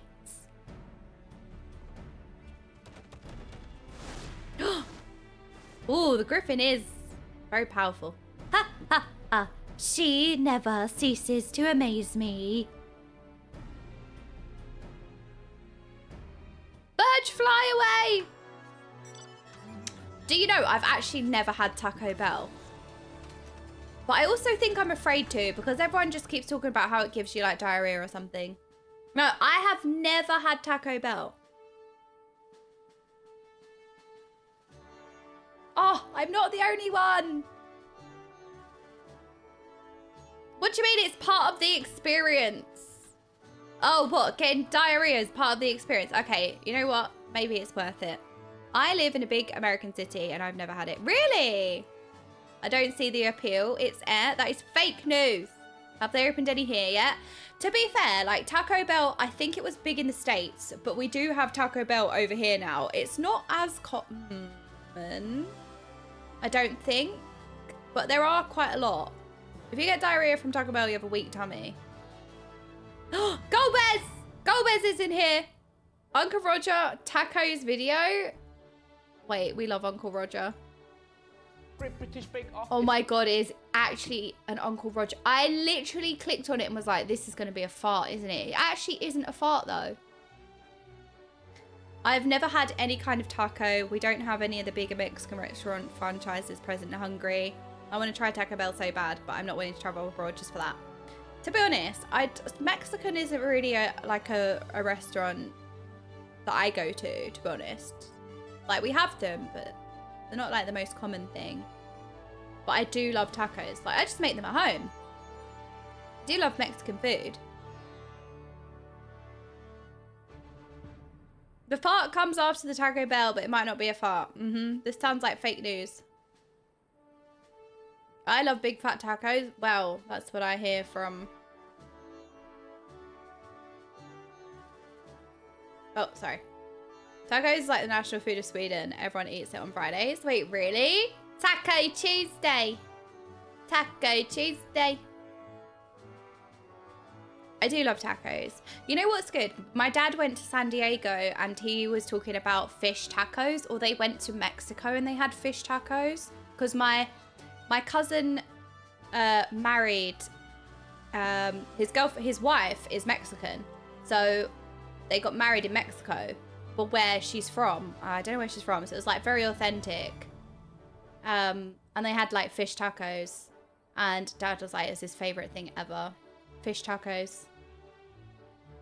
Yesterday was Taco Tuesday, so I had a quesadilla and a margarita. You know what I really want to like? Margaritas. I feel like margaritas are like becoming like a trend.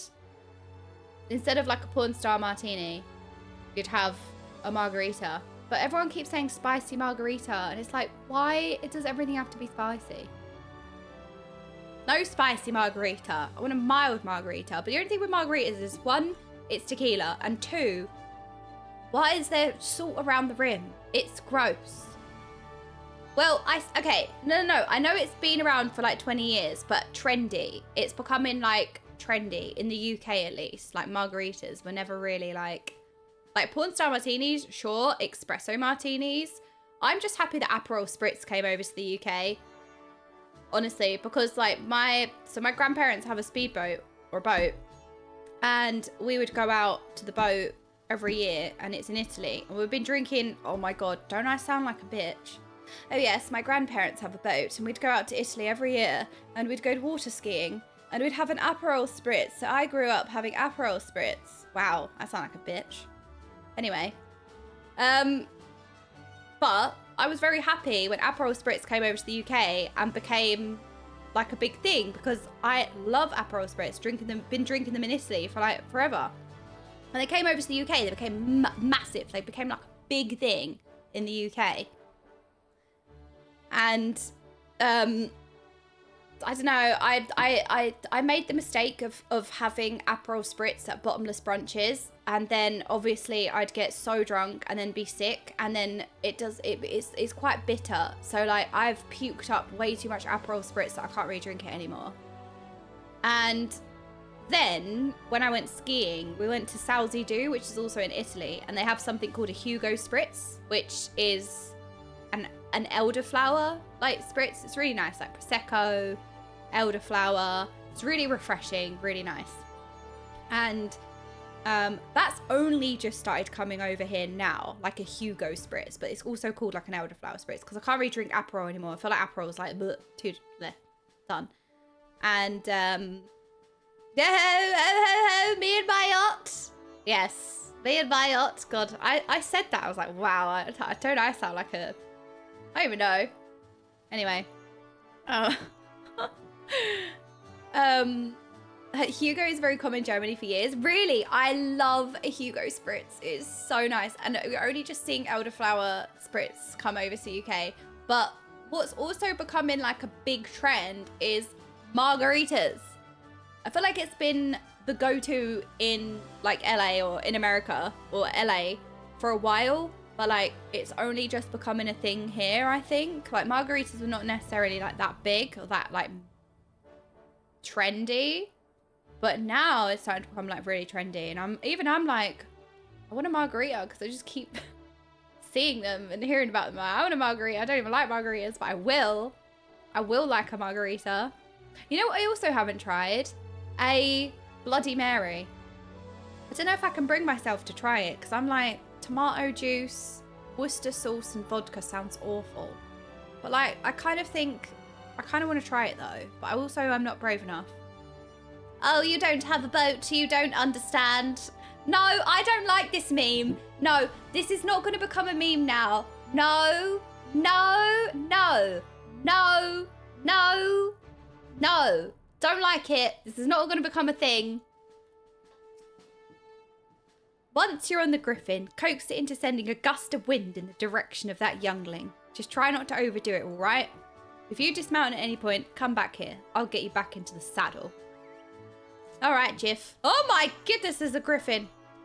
Use the griffin's buffet ability on Alpha.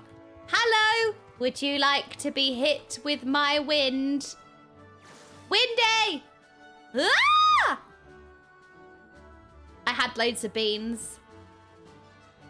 Ugh, that was a lot more potent and stronger than I was expecting. Good beans. Cease memeing about my boats, plebs. No! Oh, I don't like it. Unfortunately, I couldn't help closing my eyes at the vital moment. Could you do it again? I'm a physician and I have a boat. Alpa, I'm a physician.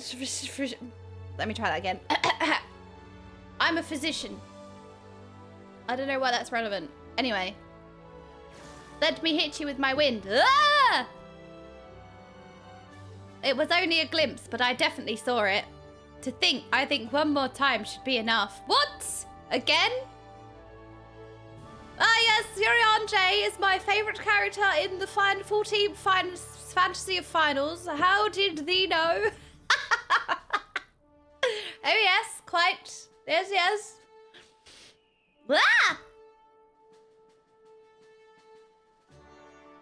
I saw it as clear as day. Now I know how its prey must feel. That would do nicely. I'm a physician.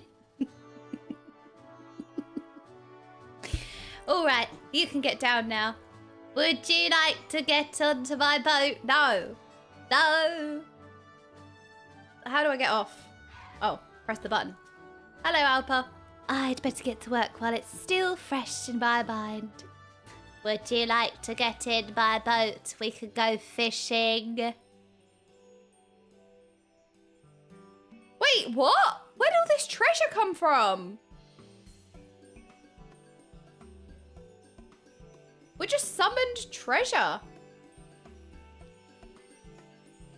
Oh, the metalwork is from the gold. Oh. Oh. Oh my god, it's so sparkly and glowy. Wow. Okay, that is very impressive. But, oh no, this is like eyeliner. Now you've got to recreate it and do the same on the other side. I can't believe my eyes. With this incredible statue, no one would doubt that Alamigo is on the path to regaining its former glory. You've achieved what I thought was impossible. You've transformed this imperial fortress into something our countrymen can be proud of. Aww. That's so... Oh my... Why was that so menacing? It's like the Sturridge's emote. I am quite pleased with the results myself. To say I'm impressed would be an understatement. I heard the Ananta use magic to shape metal, but to see it for myself, it was breathtaking. If you think that's impressive, wait until we finish the other one. I'm sure you know better than most what a pair of griffins represents. Everlasting friendship? By Raugar, that's perfect. And to think I was going around saying we should tear this place down. Now I realise what a waste that would have been. Character development. Oh! Oh! Well, I'm glad you see my things our way. Besides, we couldn't have done this without your griffin. Such a majestic creature. If the gatekeepers had one of these, we could soar through the sky, casting a watchful eye over the highways and canyons below. Wow, what's more screechy, me or the griffin? I was just about to suggest the same thing. Alpa, would you allow us to station a unit of griffin riders here at the Castellum? Wow! What do you mean? That was immediate. No, you can't immediately say you. That definitely requires some thinking. No, we can't just say you immediately. I hadn't even finished the sentence yet. Oh, look how cute its little face and its little beard and its beak, and it's so cute. Now that the Guardians have been driven out, we've been at something of a loose end. You gatekeepers, you gatekeepers, have been working hard to keep the border safe. Yeah, safe from these story skippers, am I right? I'm joking. So, we should do our bit too. You have our full cooperation. Are you serious? Aww. The Griffin Riders are always welcome here. That's all turned out rather well, wouldn't you say? Now that Jiff has changed his tune about the bridge, the rest are sure to follow. Yes, but we've still a lot of work ahead of us. Okay, I'm sure there'll be more chances for you to help in days to come. Ah, the dancer outfit is so cute.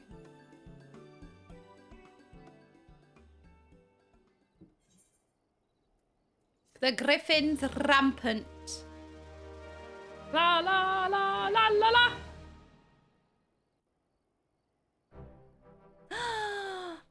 It was perfectly replicated. Wow, look at them. They look beautiful.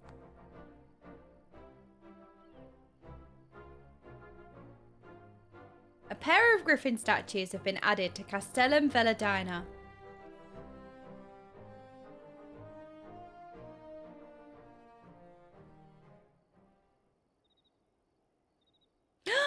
Yes! I'm trusted. See?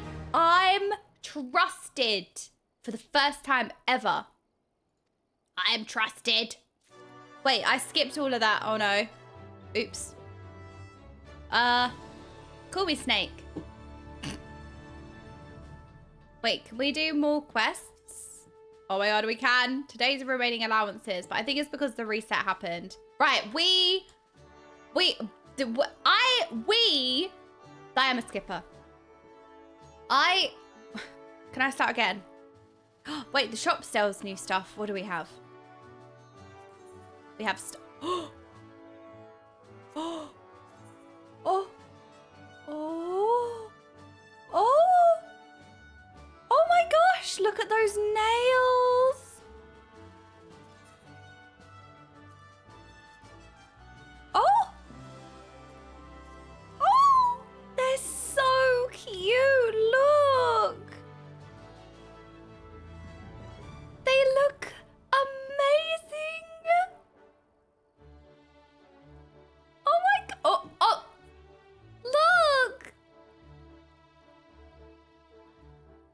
They're so cute. I need them now. Yes. I don't even need to save. Done. Easy. But no, I did not mean to do that. Respectfully looking. I didn't mean to show my butt. Oh no. Am I gonna get banned? Wait, have you guys seen? No, I watched a video yesterday. I watched a Moist Critical video yesterday about the new Twitch meta, speaking of butts. Have you seen it?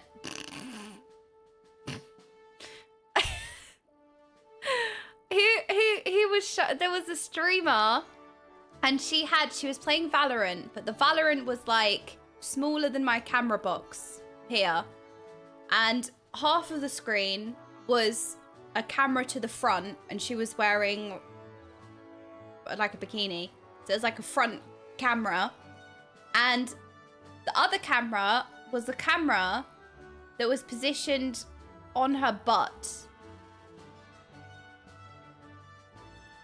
Like right, it was like a colonoscopy cam.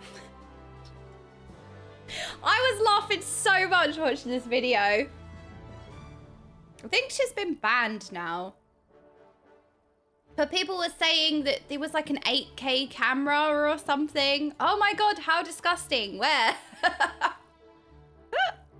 Yeah, it was basically, so she had a butthole cam.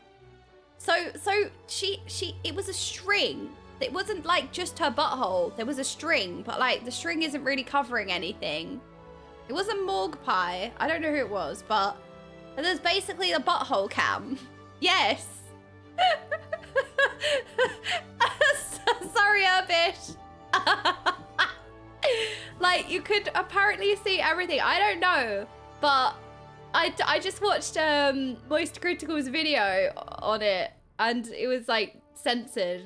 I didn't look into it. I think she got a ban actually, so I don't know. But so she had like a cam for a front, the Cat Valorant gameplay, and then like literally a cam. It was a butthole cam. Get to share the link for research. No, I don't have a link. There's no proof. But yeah, so I was in disbelief watching this video yesterday. I found it so funny, like a butthole cam. This sounds really bad. Where is it so we can avoid it? That does count as a fart link. People, yes. I mean, you know, I think she was like the most watched Twitch streamer or something. So obviously it works. Like, people complain, but obviously it works. She was like the most watched streamer yesterday or something. Oh, woo, thank you so much for the gifted sub. People are pushing the boundaries. I mean, people are always going to push boundaries, aren't they? They always push boundaries in every aspect. But, I was like, should we watch the video to provide context? I found it hilarious. I don't think it's very long. Oh God, my recent history it's 9 minutes. Twitch is evolving. This video may be inappropriate for some users. Okay, I don't think we can watch this. It's inappropriate. I understand and I wish to proceed. So I watched this yesterday. I want to watch it again. It really made me laugh. This made me laugh so much last night. I want to watch it properly. All right, ready? Twitch is a platform that's no stranger to evolution. And I think we've entered into a new phase in this blossoming butterfly of a streaming service. Now, I know for a lot of people, Twitch is mainly like a gaming platform, but it's gone through so many different changes that it's more than that now. There's huge events that are hosted there, really high-quality productions, IRL streams. A lot of different content is on Twitch these days. And It's evolved so much more. Like, I feel like I see that take all the time. Like, oh, Twitch is a gaming site. But, like, it's so much more than that now. Like, the biggest platform is just chatting. Some of the biggest streamers are IRL streaming. It's just delved into something so much more than gaming. It's still primarily gaming, but it's just so much more than that now. It's like when I go to TwitchCon, I don't really feel like I have anything in common with anyone, even though like we're all technically gamers, but Twitch is so broad. And when you think of Twitch now, the first thing you think of isn't always going to be gaming, and there's nothing wrong with that. But I want to drag you kicking and screaming into the future, because a pioneer has just arisen to really showcase the power of technology. Behold, true gaming in its purest form. This is what streaming is all about. Now, the censoring on her butthole was done by me. I felt I had to, just to make sure that this video would be safe. So this is not censored, by the way. He has censored it so that his video doesn't get demonetized or anything. So this is actually not censored on the actual stream. It's like, oh, sorry, I didn't mean to go back. Now, the censoring on her butthole was done by me. I felt I had to, just to make sure that this video would be safe to be uploaded. But make no mistake, while live, it was not censored at all. This was the director's cut. Full-blown poop shoot action. Barely covered by, like, the tiniest string of fabric. So last night while I was streaming, chat was telling me that I should check out her stream because they wanted my opinion on if it was breaking Twitch terms of service, like I'm some kind of fucking hall monitor for Twitch. And it just piqued my curiosity, so I checked it out. Her name is Strawberry Tabby, and she was one of the most popular streamers last night while I was on. She was playing Valorant at the time, but she had been live for 5 hours streaming. And I couldn't believe my eyes when I saw that. Oh no, wait, what's my thumbnail for the stream? Wait, no. Oh no! Oh no! Oh no!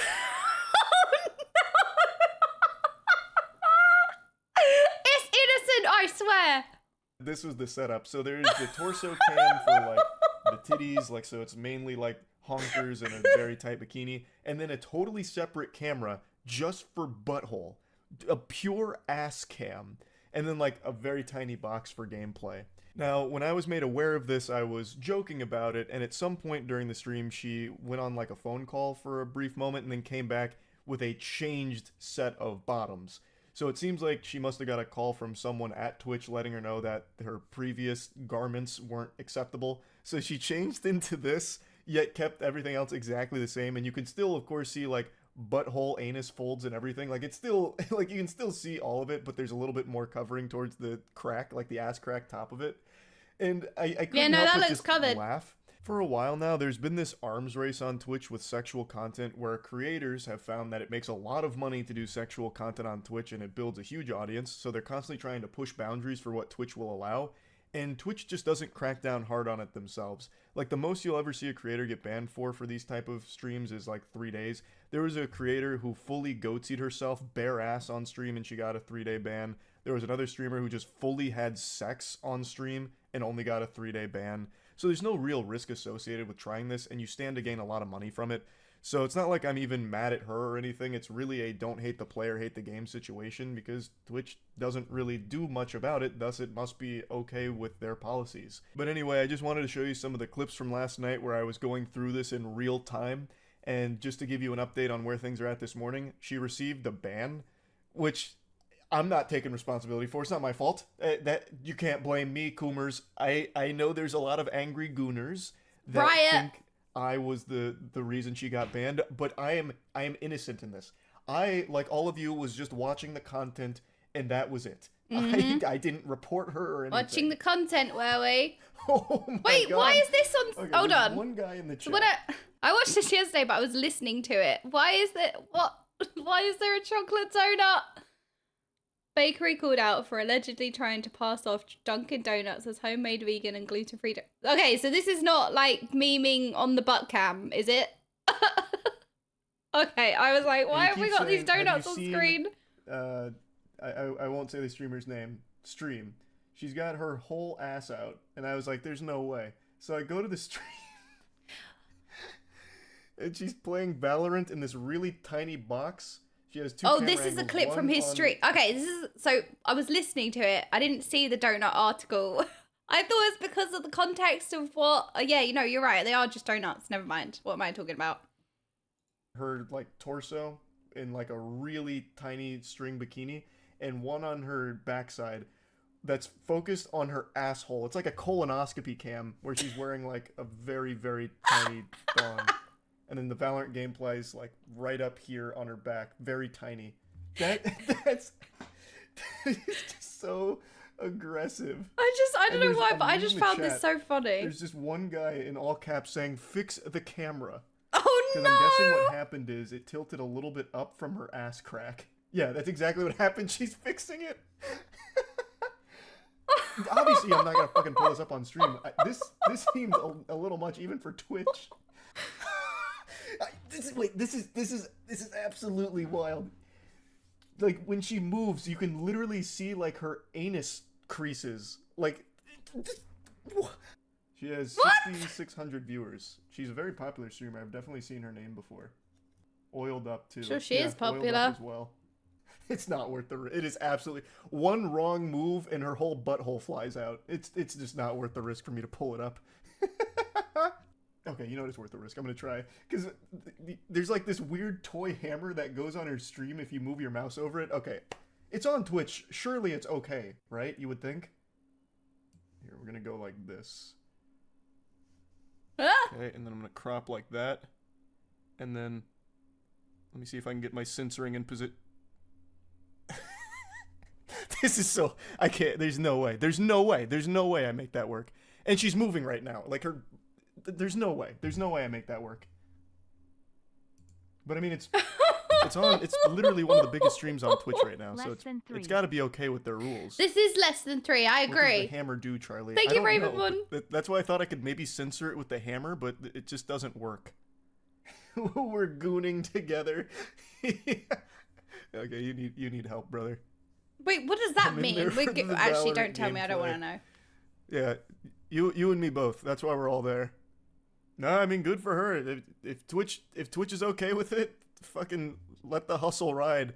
But every time she moves her ass closer to the camera, it legitimately feels like we're about to do a deep dive colon cam. It is incredibly close range. I can see hair follicles. It's like looking at her ass through a microscope. So it's a high quality asshole cam. It's 8K. She's definitely got a black magic cam just for her ass. Like if she gets goosebumps, you'll be able to see each individual one. She's filming her ass with an IMAX camera. Yeah, she's making it so it's compatible with the big screen. She's using the same technology they used to film Oppenheimer. Is she good at the game? I don't know. I wasn't looking at the gameplay. I have no clue. I haven't the foggiest. I can actually see her asshole, like her actual asshole. Like legit, no, like it's not even covered anymore. I can see each fold. And there's one guy, that guy in the chat, I think it's the same guy who was like, "Fix your cam." I just saw him celebrate. He said, "Come on, fudge." I mean, Charlie is so funny. I love watching Charlie's videos. He is so funny. I don't know what that means, but he's excited, so I'm excited for him. I censored. Do you want to? Yeah, thank you, Edgar. Can you send me the censor so that way I can at least pull up what it looks like? Fudge! That's a good idea. I didn't even think to screenshot it. Yeah, send me the censored screenshot. This is... I think we just witnessed the birth of the new meta here. I don't know. I was like... You got a big moment there. A highlight reel. But yeah, this is the setup. So this is the new wave. It's the new Twitch meta. We have butthole cam. Okay to show. I mean, it was censored, and it's one of the biggest streams on Twitch, and she's been a big streamer for a long time, so I'm guessing it's fine. I hope. I don't think this is fine. I mean, she got banned, so I don't think it was fine. Voice Critical, we found you were in violation of Twitch's nudity policy. For that, you'll be receiving a 30-day suspension. Camera is so clear. Oh no, if I get a 30-day ban now because I've shown it. Wait. Oh no. I was listening to this when I was taking off my makeup yesterday, and it was so funny. Her farts. That's what I was saying. Like, that camera is unreal. Like, she legitimately might be using a black magic for that. You would actually see the fart fumes come out. Like a cartoon. Hats off to the gooner who blew the lid on that operation, because that was fascinating. And she still has, like, the kiddie pool in the background, so that way she plays by the pools and hot tubs rule. So anyway, this is what I was talking about. Gone down this rabbit hole. This is what I was talking about. With the butthole cam. I was talking about buds. I accidentally... Oh no! Wait! I'm gonna get banned! I'm getting banned! I'm getting banned! Oh no!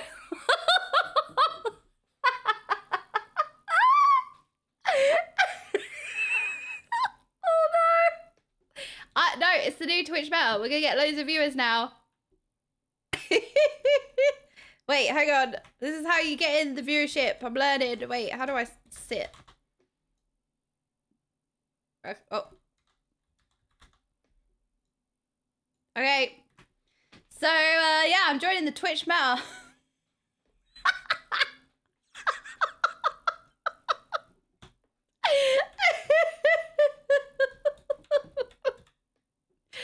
Oh my goodness. Yeah, thank you. Thank you, Eris. Thank you, Spider. No, that was good. Well played. Well played. No, well played. When you said you were going down a rabbit hole, I didn't think you meant that kind of rabbit. Oh, no. Oh, that kind. Oh, no. Wait, we're not. Oh, no. No, we don't want to go down the rabbit hole. Wait. No. It's No, it's a phrase. Wait, I didn't think about it. No, no, no. We're not going down a rabbit's hole. No, no. It's a phrase. I did not think about it. Oh no. Fix the camera. Oh no. No. No. No. This is not Alice in Goonerland, okay?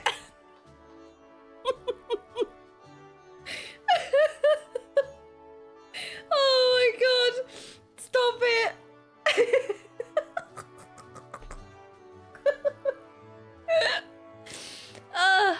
I just found that so funny. I found that so funny to listen to yesterday.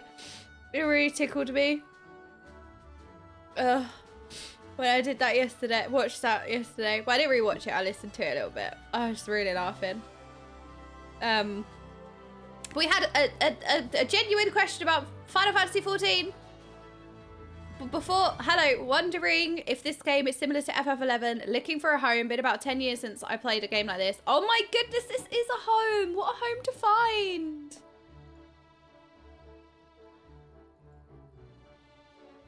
Wait, you can definitely find a home in Eorzea. Are there rabbit holes in FF11?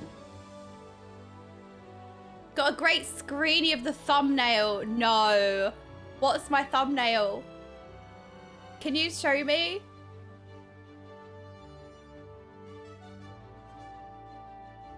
I want to see.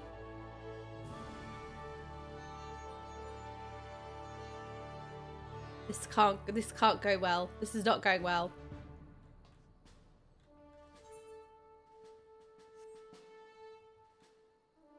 Oh no. Oh no! No! What is this? No! No! No! No! This is my thumbnail! No! No! No!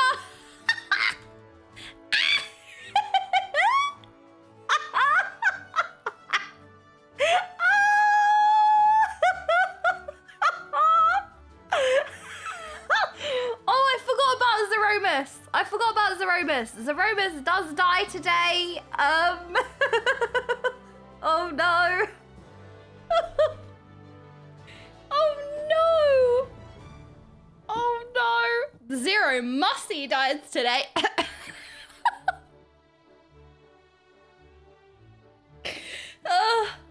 Oh no. We've had way too much fun today. No, wait, what do you mean Zeno came at the right time? Wait. Don't tell me Zeems is in here. No, he's not in here, is he? No, he's not. No, he's not. Okay, don't freak me out like that. Wait, is he actually here? No, he's not. No, he's not. No, he's not here. Oh my God, he is here. Oh, no. Oh, no. Wait. I actually do have a question. I have a question. What does edging mean? I was told to ask this to you after you told us what a futa was. My next question, I was wondering what edging meant. I do have a question. That was my next question. Everybody asked me to ask that. Don't have to answer the question. No, to be fair, the thumbnail, we're gonna ignore the thumbnail, okay? But Zeems, I almost vomited laughing at this new Twitch meta. We was watching Charlie's video about it. The new Twitch meta of butthole cam, which I found highly entertaining. So, would recommend. It was very funny. I feel like you'd enjoy it. Like, because it's funny, not because of any other reason. That was bad phrasing. But it was a very entertaining video. Oh no, the thumbnail is so sus. Why is my stream thumbnail so sus? Yeah, no, it's entertaining for sure. Like something else. The gameplay that I'm doing right now. Wow, look how entertaining the stream is. I can't believe minutes time. No, the thumbnail does not reflect the streamer. No, no, no. The thumbnail does not reflect the streamer. The thumbnail reflects the chat. You. No, kick you. I'm gonna get cancelled. I have noticed there's not a dedicated ass cam on this stream. Can we have this addressed ASAP? Well, where do I get ass? Why am I looking around like I'm gonna find...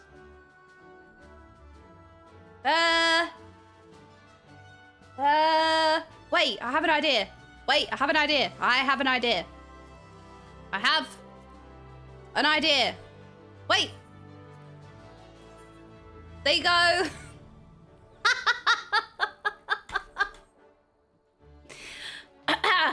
Ta-da!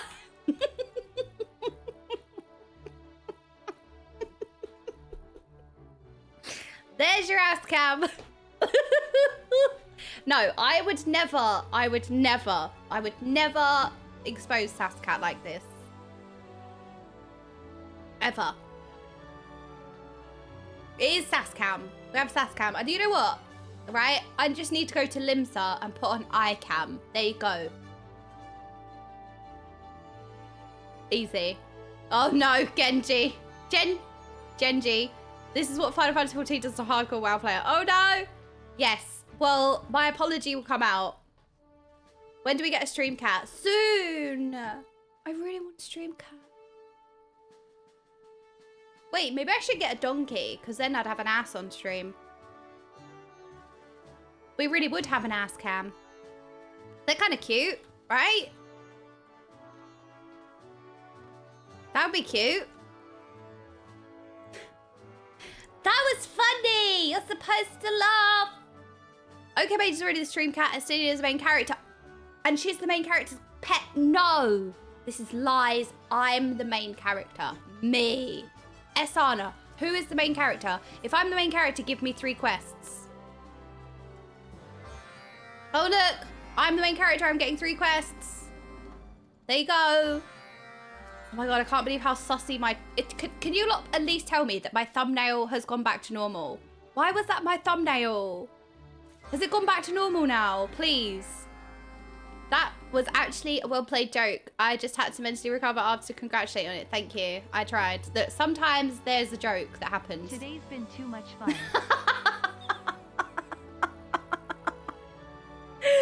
Demorial, thank you. So I've honestly, the last this past not week, but these last few streams have been so much fun. I can't tell you. I've had so much fun today, and we've not even done anything. Oh no, we have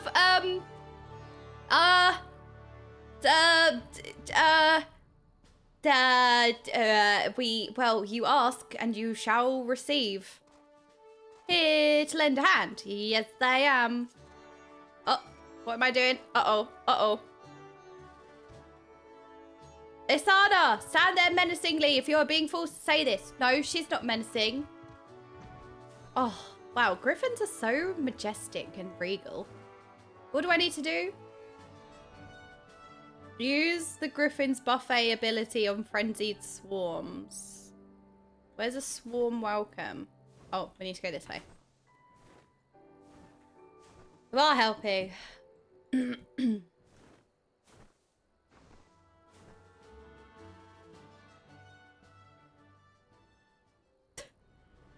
My co-worker just bought me a caramel macchiato. That is my favourite. This is all funnel and games. That is my favourite. That is my go-to order from Starbucks. I love a caramel macchiato. Hello! Would you like some wind?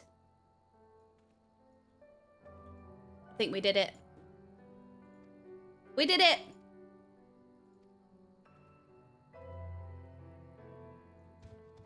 We did it. We farted away. We swatting flies with our gas. That's what we're doing. It is windy.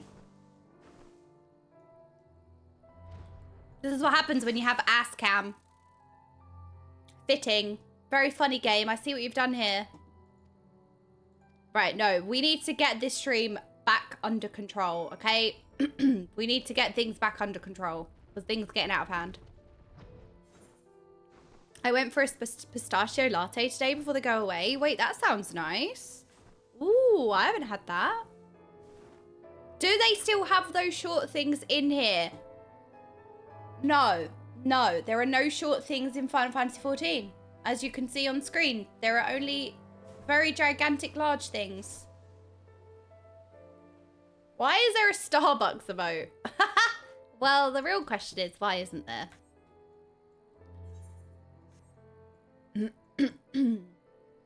I've been to Starbucks like 5 times in my life. Never had a coffee, but I bought some metric of those caramel waffle. Oh my goodness, this is so cute. Why is this so cute? It's a gigantic fluffy eyeball. Look at it. It's adorable. Wait, I have to throw poison in its eye? I don't think that's very nice. That's just not nice, is it?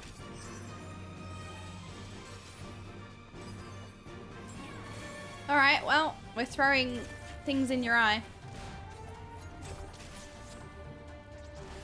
Da, da, da. I have had a great laugh today. Thank you all. Because again, like I've actually felt very run down this week as well. So like every day has been so much fun. It's been such hard work to get myself to press go live, which is a struggle anyway. But it's been great. Thank you. I have had so much fun. Oh! Being cringe. I'm having a cringe moment again. But these streams have been so fun. I've really laughed. So thank you. I always enjoy streams. Thank you. I will send you the money later. Thank you. Thank you. Nothing little butts that you will. Ah! Wait. I don't know what all these buttons do. I'm just going to press them all.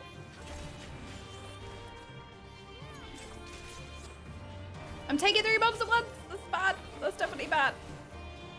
Okay, Earth Sprite. Die. Love to lurk and check out the VODs, especially during your FF4 streams. Well, Devious Cat, the thing is, I was supposed to play Final Fantasy IV today.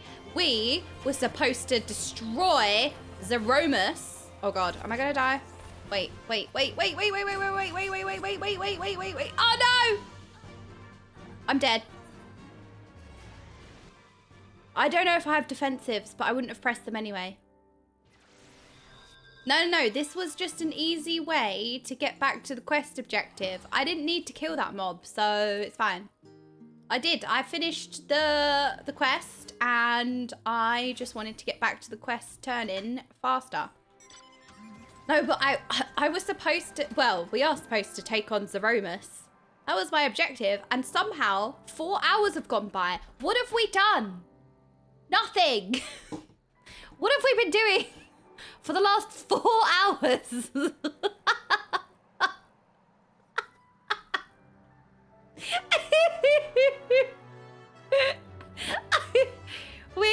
We did go down the rabbit hole. No, we didn't. We didn't inspect rabbit holes. I've had such a great day, honestly. I've had so much fun today.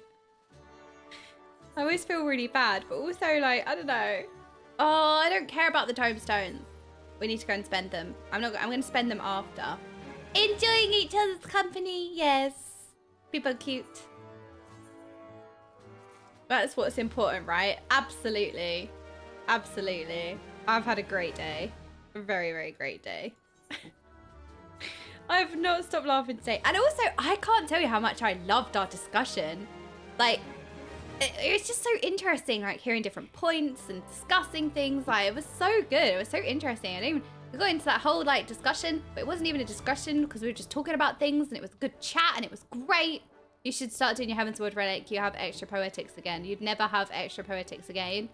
Well, maybe we should do that because I keep getting capped, but we need to go and spend them. So where should I spend them? Crystarium? That's not the Crystarium. Why have I opened all these windows? Scroll manually. Scroll. That's very painful. This is the most important beast tribe to be honest. Very essential rewards. I got the nails. I've got the nails already. So excited. The nails are amazing. So I'm already happy. That was the first reward. Charting days are solid as well. Yeah, no, I've had like just such a good day, so thank you. All right, let's buy some things to spend our poetics on, I guess. Tank. Do we need gunbreaker stuff? Unintentional chatting days.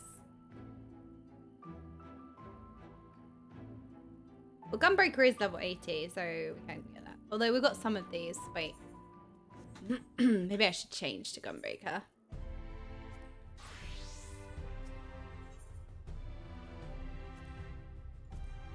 So, are any of these an upgrade? Yes. 530. Okay. So yes. How do I compare again? Bracelet. 505. 530. The necklace. I think we already got a necklace, haven't we? Yeah.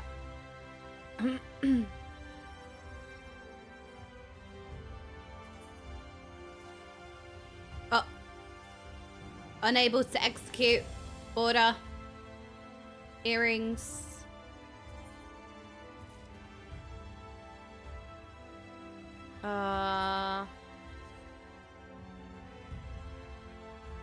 Wait, have I bought the wrong thing? No, I haven't. I bought the right things. We have... We don't have shoes. Do I have shoes? Shoes. Gloves. There we go. Now it can stop complaining at me. And we can reassign gear. Reassign gear. Back to dancer. So we need to level our dancer up so I can advance the dancer quest.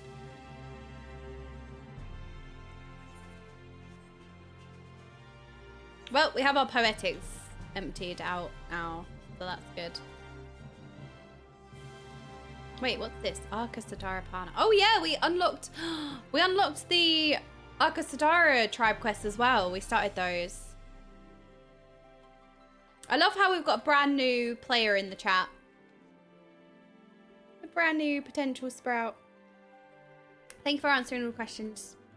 We have, yes, we do have auction house. Oh, I said we. Ah, this is my home too.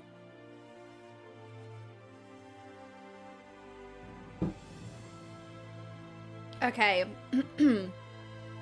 Well, do we take on Zeromus now, do you think? I was going to do like a VOD review. I wanted to rewatch some of my VOD to see like what on earth we do with this fight. But then also I think we dive in. Just pull! Okay, fine. All right, we'll pull. I feel like...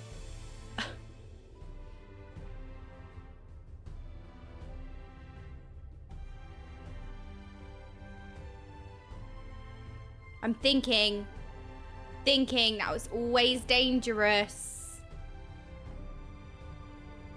I just feel, all right, I feel like if I delve into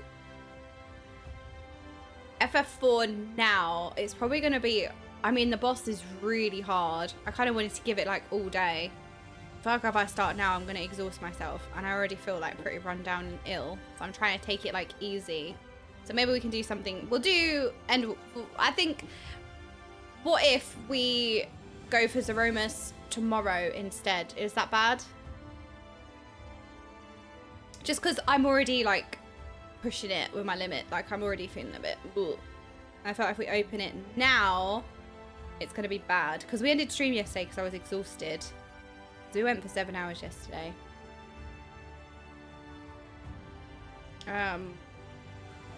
Wait, where am I going? We need to go to the Great Walk. There we go. So maybe we'll pause Zeromus and go for Zeromus tomorrow. It is P4S tomorrow. Yes, tomorrow is raid day. We are going for P4S, but we got the P. Do you feel like Dancer feels a lot like Frost Mage? As a mage main myself, I definitely feel like it. Ooh. I guess from the light up procs and the glowy buttons, I can see it. Yes. Genji, thank you so much for the 3 months. I think I can see where you're coming from, but I've also not put too much time into Dancer because I've only just unlocked it.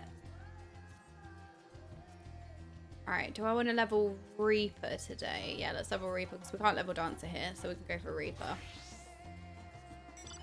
Yeah, so tomorrow is P4S, but we also have P4S Part 2 because apparently there's a Part 2. How you lot kept that secret, well played, by the way. If you haven't seen the clip, well played, everyone. I thought it was over. That's why we did P5S on Monday. Yes, X, F, F, PP, Pong, whatever. Yeah. P. Yeah, no, raid day tomorrow. So we killed P4S technically. So now we have P4S Part 2. The music's gonna bark!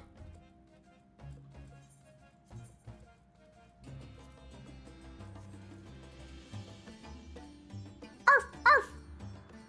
Wait.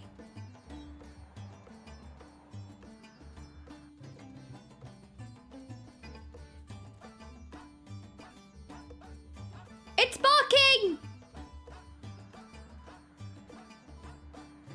It is barking! See? See?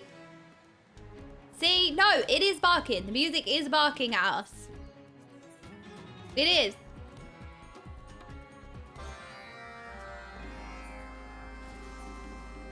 No, you're barking. Well, I'm also barking. But so is the music. No, there's no flying in this zone. There's no flying here. Oh god, we have to go the whole way around. Wait, maybe we should unlock flying here. Maybe I should unlock flying in this zone. Oh, guess we have to go the whole way around. Guess we need to sit and talk now. All right, we've got a little bit of a journey to make now. What can we chat about now? The sea dogs are barking again. I can hear them on my butt. No, I don't like this meme. I don't like this meme. I don't like this meme. No. Yep, suffering from lack of flying. Favorite tea. Okay, favorite tea. Ooh. I really want to say like a classic English breakfast tea, but also I really enjoy chamomile tea and peppermint tea, and I've been drinking way more chamomile tea than anything, so. Look at my fermented peppermint tea. It's been there for 4 hours. Which has been hotel character do you think has the best starter IVs? Alistair.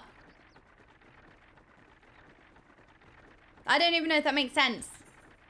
But just in case no one knows, he's my favorite character.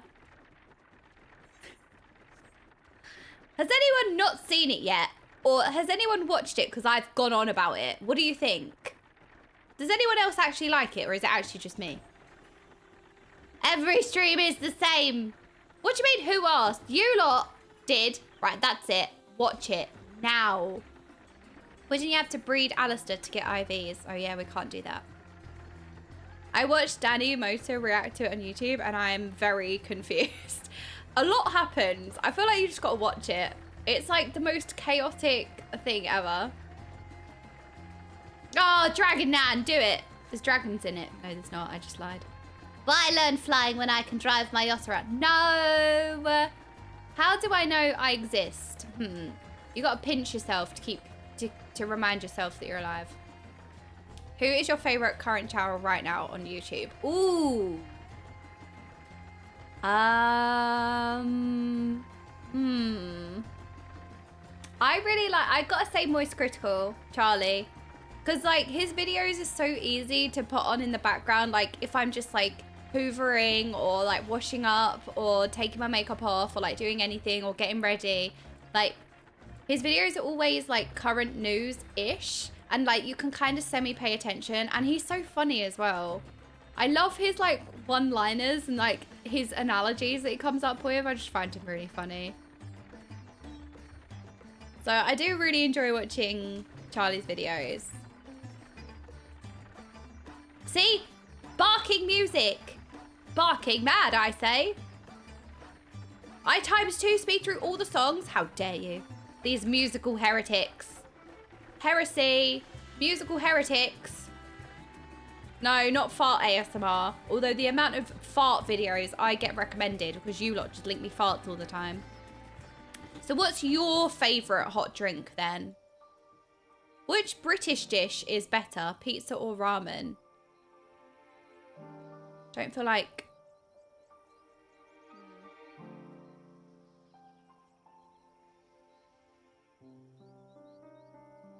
The classic British ramen dish.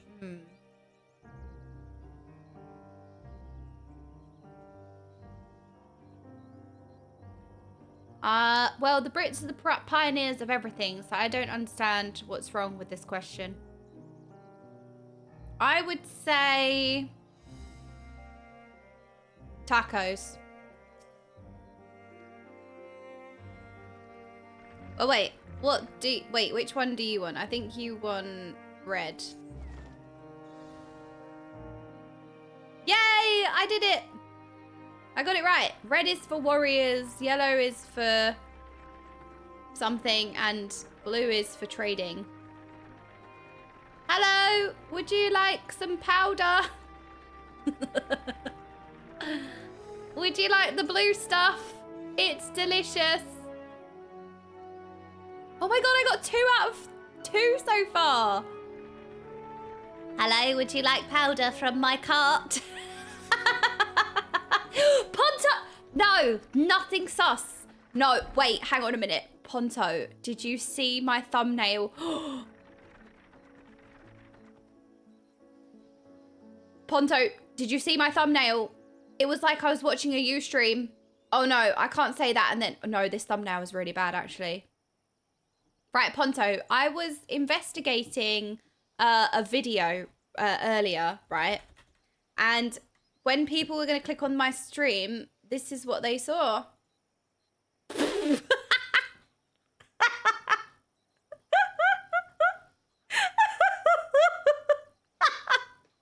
this my thumbnail? Quick, get it off the screen.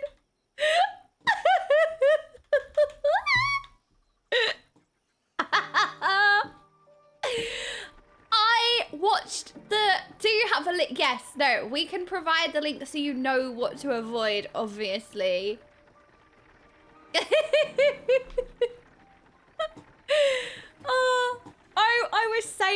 I was saying that I was laughing my head off because I watched Moist Critical's...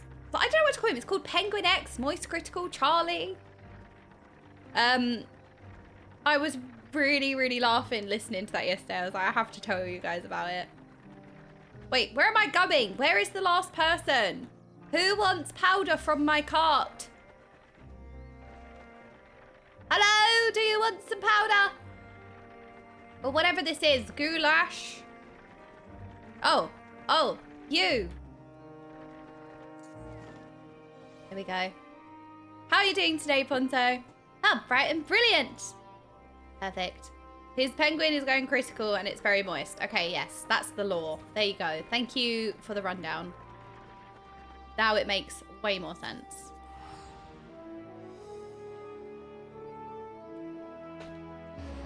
It's... I was banned. Like, you know, you used to get that sherbet in a tube. I was banned from having that. Yes, no, we're having a great time. Nothing sus has happened in this stream. You'd be proud, Ponto. No, stop it. Why are you... why are we so speedy go quick? Why have we got the shakes? What have you got now? Was banned, you still should be. No. Confident hill cliff climber. Care to try the... What am I doing? Wait. What am I doing?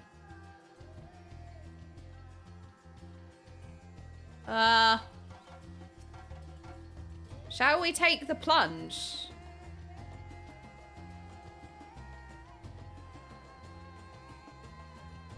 I think I did a really good job. Flowers, obtain. Oh, wait, take me back up. No, we're not taking the plunge. We've already gone down one hole.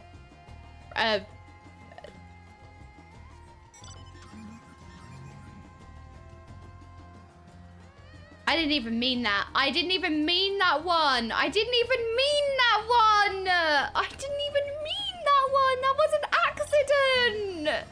And then I didn't know what to say. I panicked, so I just stun locked myself. God's sake, it's getting worse. You guys are making me look bad in front of Ponto. No, see? You're making me look bad in front of Ponto, who is a very distinguished gentleman who would never do anything sus. We're disappointing him. The music's barking! Arf! Arf! Arf! Arf! Be normal, everyone! Be normal!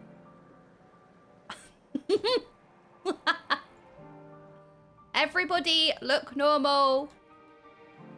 Hello, are you nervous at riding? Would you like to ride in my car? I feel like he's saying no.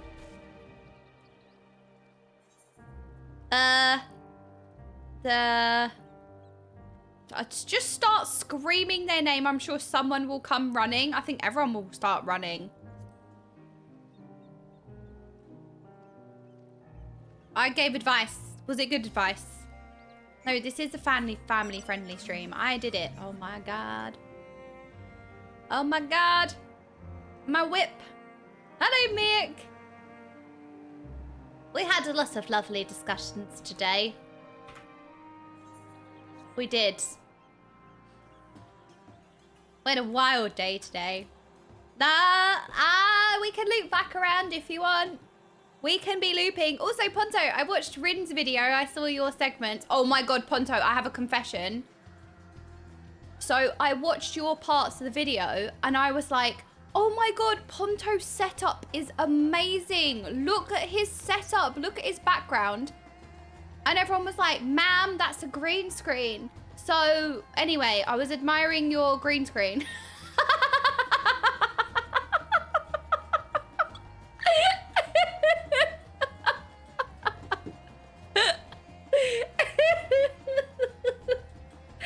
I looked so stupid. And that's like the only time I've ever looked stupid. So it was a rare occurrence. Hello, Bob. Oh no. Oh no.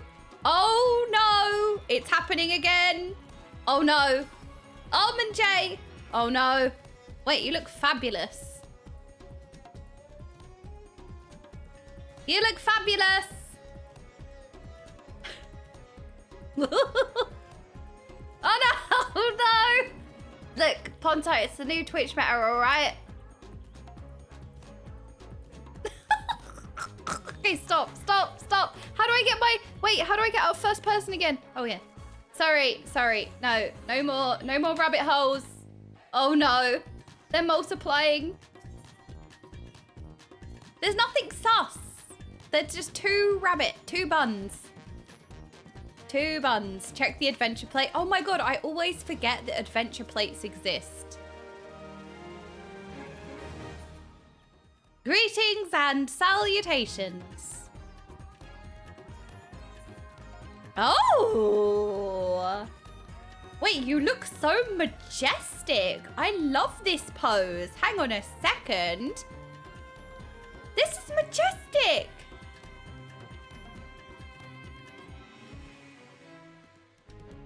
I love that pose. It's very cute. I love it.